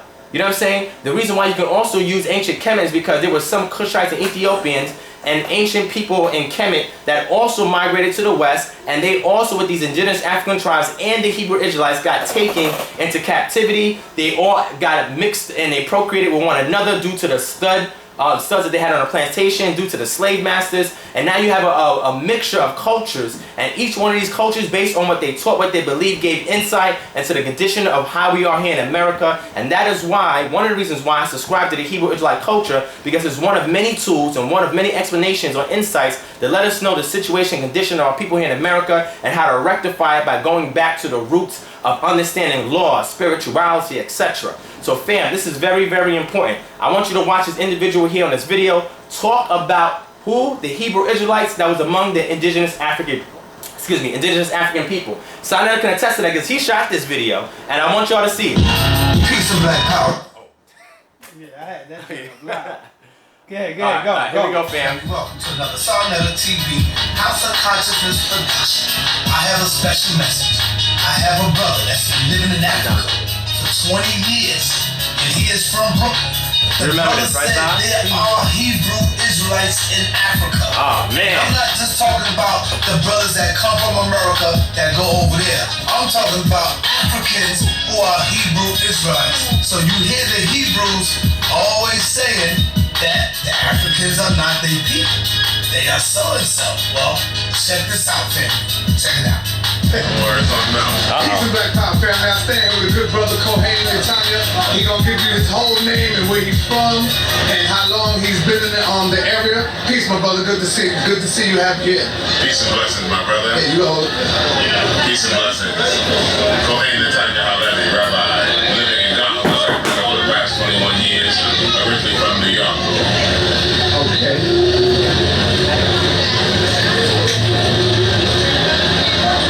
I was showing this video to his son, and his son said, "My dad is in this video," and I was like, "Oh yeah, this video here. Let me show you the video." Okay, brother, being in Africa for how long? 21 years. 21 years. You hear that, Brother Frazier? Yes, sir. Being in Africa for 21 years, have you ever came across any Hebrew Israelites that's there? Because when we out here on the street, the Hebrews say, "We not African, we hate these damn Africans." Have you came across any Hebrew Israelites in Africa, sir? Of course, I've come across many Hebrew communities in West Africa. In fact, many of the ethnic groups that make up what we know today as Ghanaian, Nigerian, and many of the member states of ECOWAS are indigenous Hebrew Israelite origins. Indigenous If you Hebrew. to study the original journey of the people there, their own narrative of their own migration patterns, you find the Akan, which is made up of the Ashanti, the Bantu, the Akwapem, the Achem. Many of them trace themselves back to the ancient Hebrew Israelites in Palestine. Man.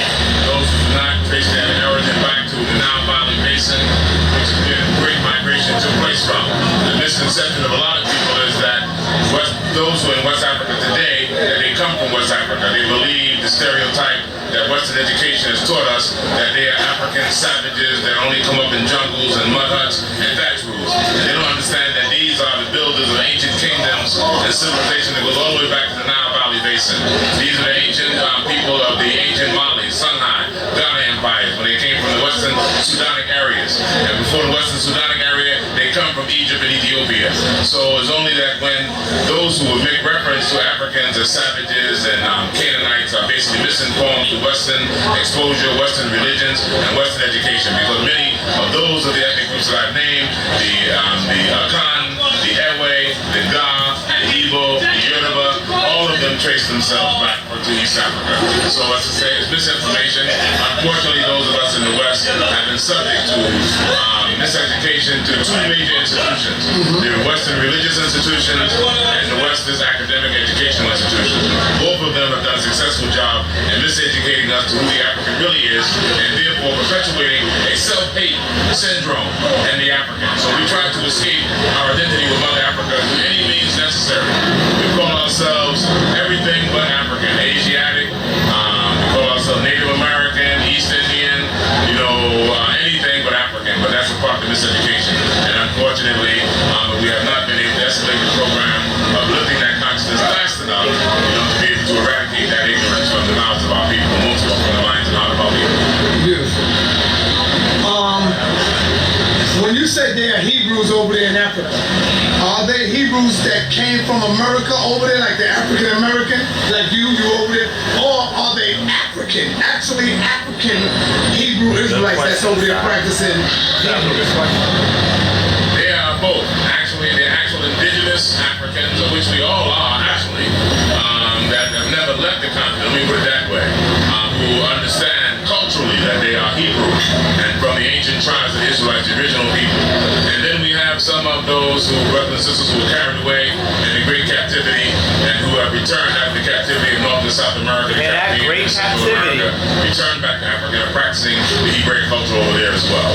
So again, as I say, there are a few people that we understand in the Hebrew community, not many, but there are a sect of those who basically have been misinformed and continue to misinform and perpetuate that misinformation that Africans have nothing to do with the ancient children of Abraham and the people of the Bible. And that's a misnomer. I say it's false information.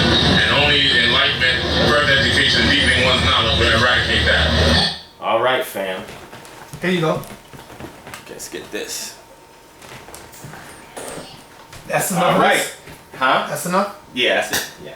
So, with that being said, fam, you have it from the horse's mouth that my brother Sonetta interviewed, stating to you that there were indigenous African Hebrew Israelites that are there in the continent of Africa right now, that some of them were involved from their own Torah traditions into the transatlantic slave trade, and that they came over here to America.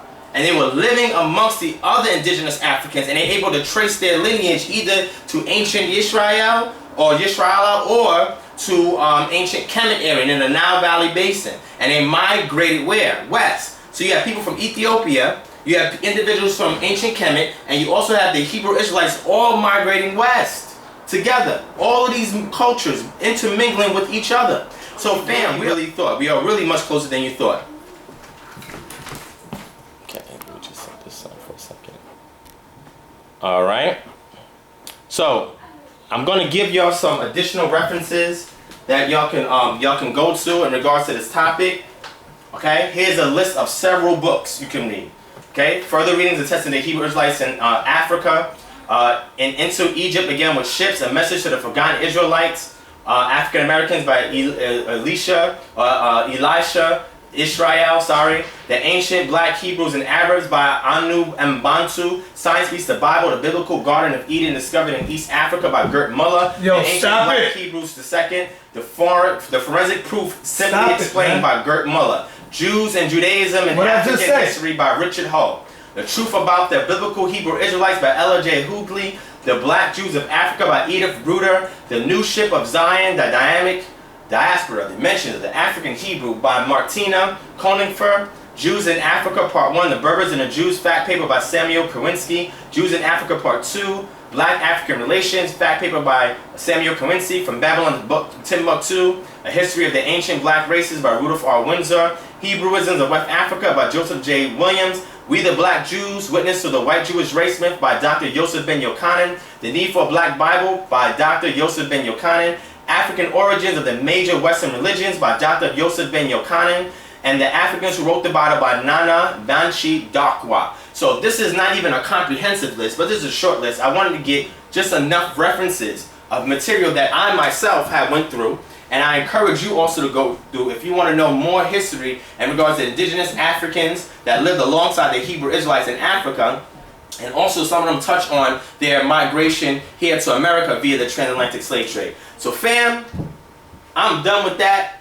I hope y'all appreciated that. Here's another good book, volume series book that you can read. It's called The Complete Works of Blacks in the Bible, History, Stolen Legacy, A Shifted Paradigm, volumes 1 to 4 by James H. Warren Jr. This is in the back. Now here's a Hebrew Israelite who's writing about the African continent and how it's interrelated to ancient Israel. This is a great work, and I encourage anybody that want to get into this, you go to www.blacksinthebible.org.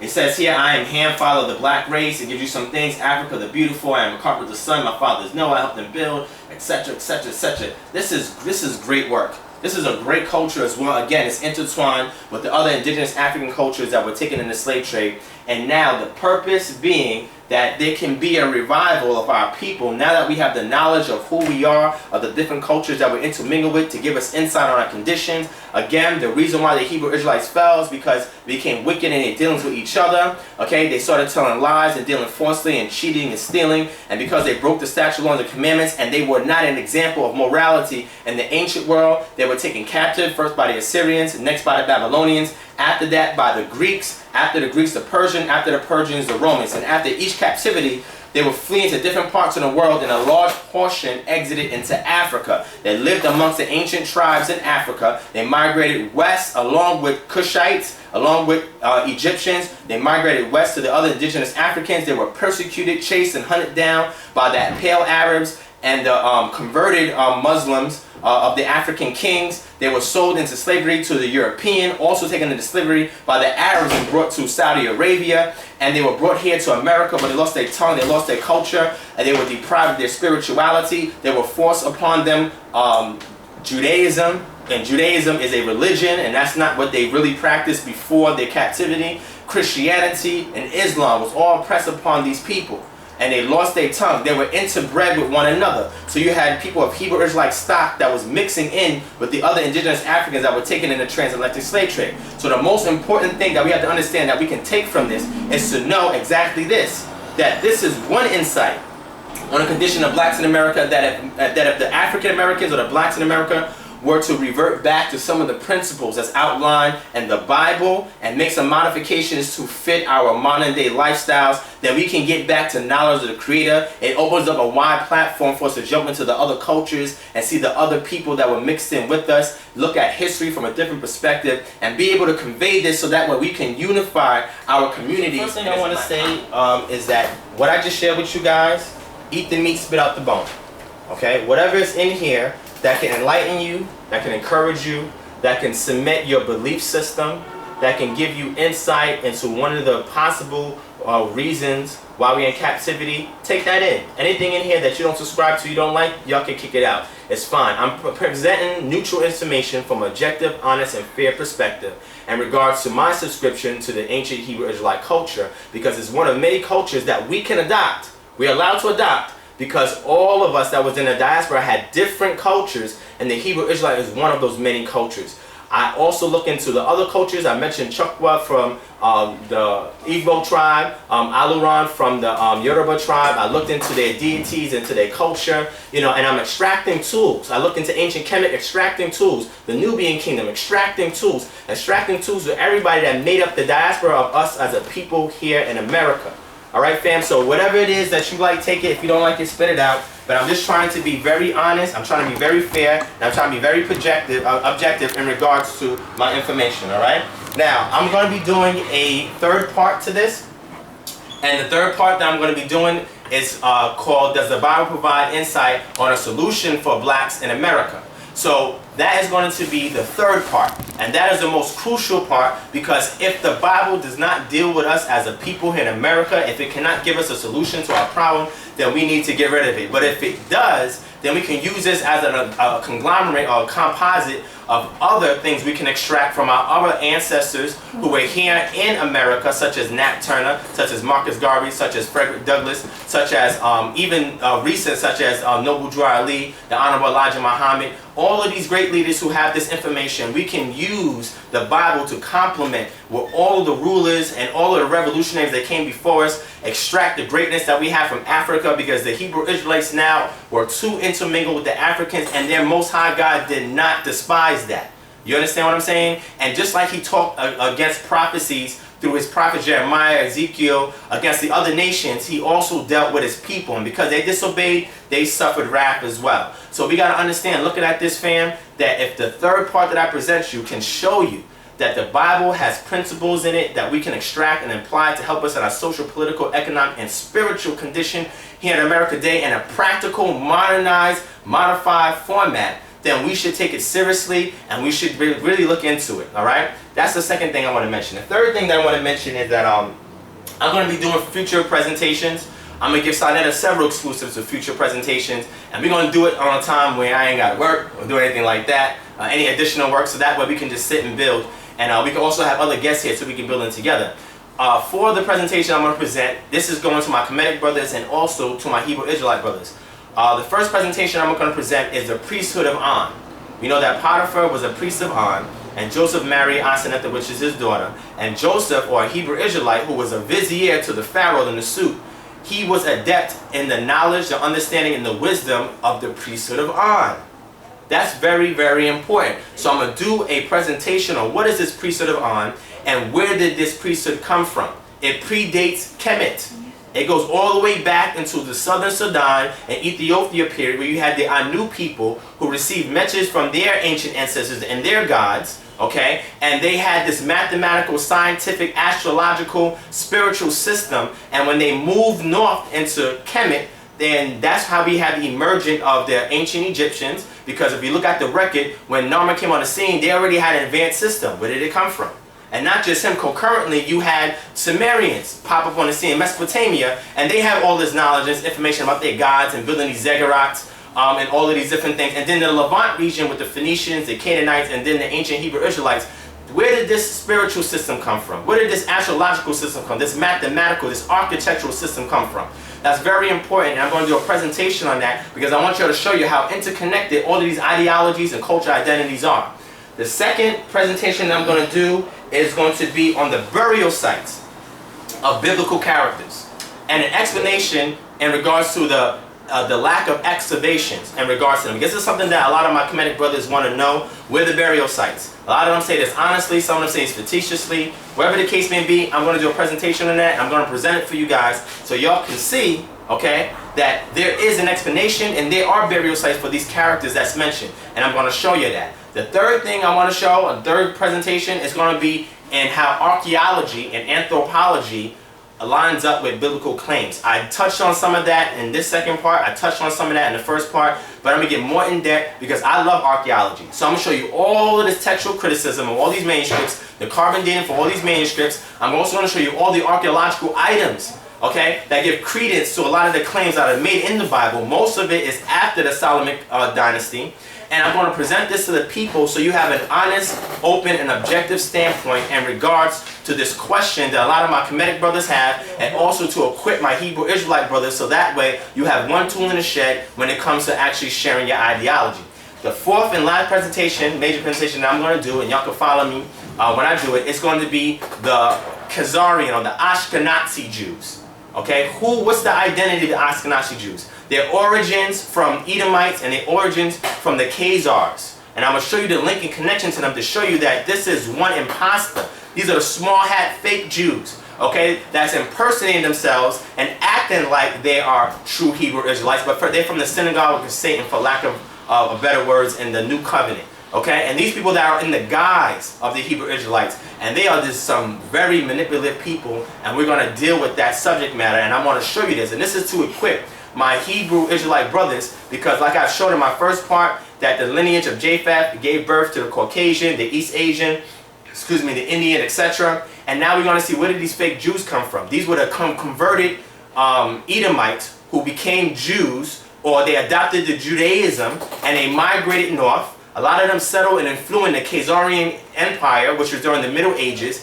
And guess what? After the Khazarian Empire fell, they migrated north into Ashkenaz, which is Germany, and they mingled with the Caucasians there, and they spread their culture, and they actually twisted it, and then they became and emerged on the scene as this powerful race of people, okay, who were acting like they were real Hebrew Israelites, and they were just dominating the world in commerce, dominating the world in religion. And these people, we need to study on this, and I'm going to give an in-depth study and a presentation to equip my Hebrew Israelite brothers, so that way you get more information to understand who our oppressors are, the true nature and origin of our oppressors here as blacks in America. Alright?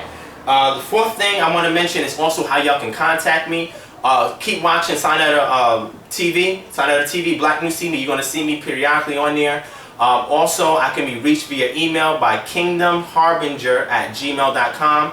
Kingdomharbinger, HARBINGER @gmail.com. I can also be reached on Instagram under Kingdom Moments. I can also be reached via my YouTube channel, which is Kingdom Harbinger Ministries. That is the name of my movement, my school of thought.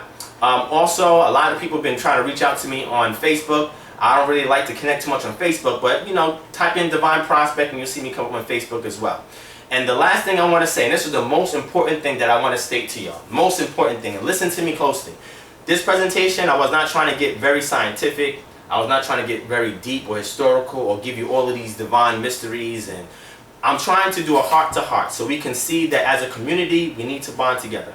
Even though I subscribe to an ideology and a cultural identity that relates to the ancient Hebrew Israelites, okay, as well as my African culture, my African heritage based on my DNA analysis, you have to understand at the end of the day, Moors, whether you're a Moor, whether you're a Nation of Islam, whether you're a Hebrew Israelite, whether you're in a Kemetic community or you're Nile Valley African, all of these are denominators. At the end of the day, numerators. At the end of the day, the common denominator is RBG, red, black, and green. As a black people here in America, we need a nation. We need our own nationality.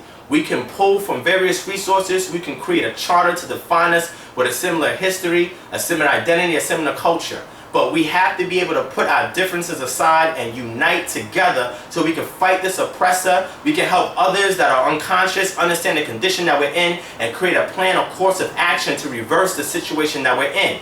We cannot bang on each other all the time. Look at Marcus Garvey that we look up to. He was a Baptist and a Catholic, but he did not let his ideology or his cultural identity interfere with the RBG movement. Look at Khalid Muhammad, who started out in the Nation of Islam. He left the Nation of Islam, still subscribed to his ideology and his cultural identity, but he did not let that skewer, or he did not let that cloud the main objective, which is the upliftment of his people. We need to come and band together under RBG. We can have our cultural identities, because if we look at the Europeans, there's all different factions and nations in the Europeans. But when it comes down to them doing business, when it comes down to them enslaving, like we saw the transatlantic slave trade, they came together in unity and handled business. They didn't sit there and bicker and fight about, okay, well, you're from France and you're from England. Yeah, they had their little differences and so forth. But ultimately, when it came to them united together as a world power today, the EU, they know how to put their differences aside and come to us. That's the number one weapon, is our disunity that our oppressors are using us today, and we need to unify. RBG, like I said, I'm conscious first, black power second, and the Hebrew Israelite third. And I want everybody to understand this equation. The numerator is your cultural identity and your subscription to your ideology, but the denominator is RBG. We're all blacks.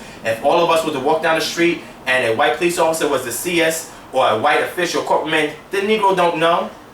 Okay, or the Caucasian, he don't know who we are and the distinction between the two. If he had a gun and he sees that we're all intimidated, he's gonna shoot all of us. He's not gonna check to see if you're a Moor, Nation of Islam, a Hebrew Israelite, a Kemetic brother. He doesn't care. So we have to understand, just like Malcolm X, all of our leaders, Martin Luther King, even though he was a Christian, okay, they put those differences aside and they came together to unite, to understand we know who our oppressor is, we understand our condition, and we need to plan a course of action, and we can look at these different ideologies, extract what works, throw out what doesn't, and we can use that to enhance and complement this black power movement to get us back on top. So I really wanted to put it out there so that way y'all understand that even though I have my subscriptions, you see these beads, this color comes first.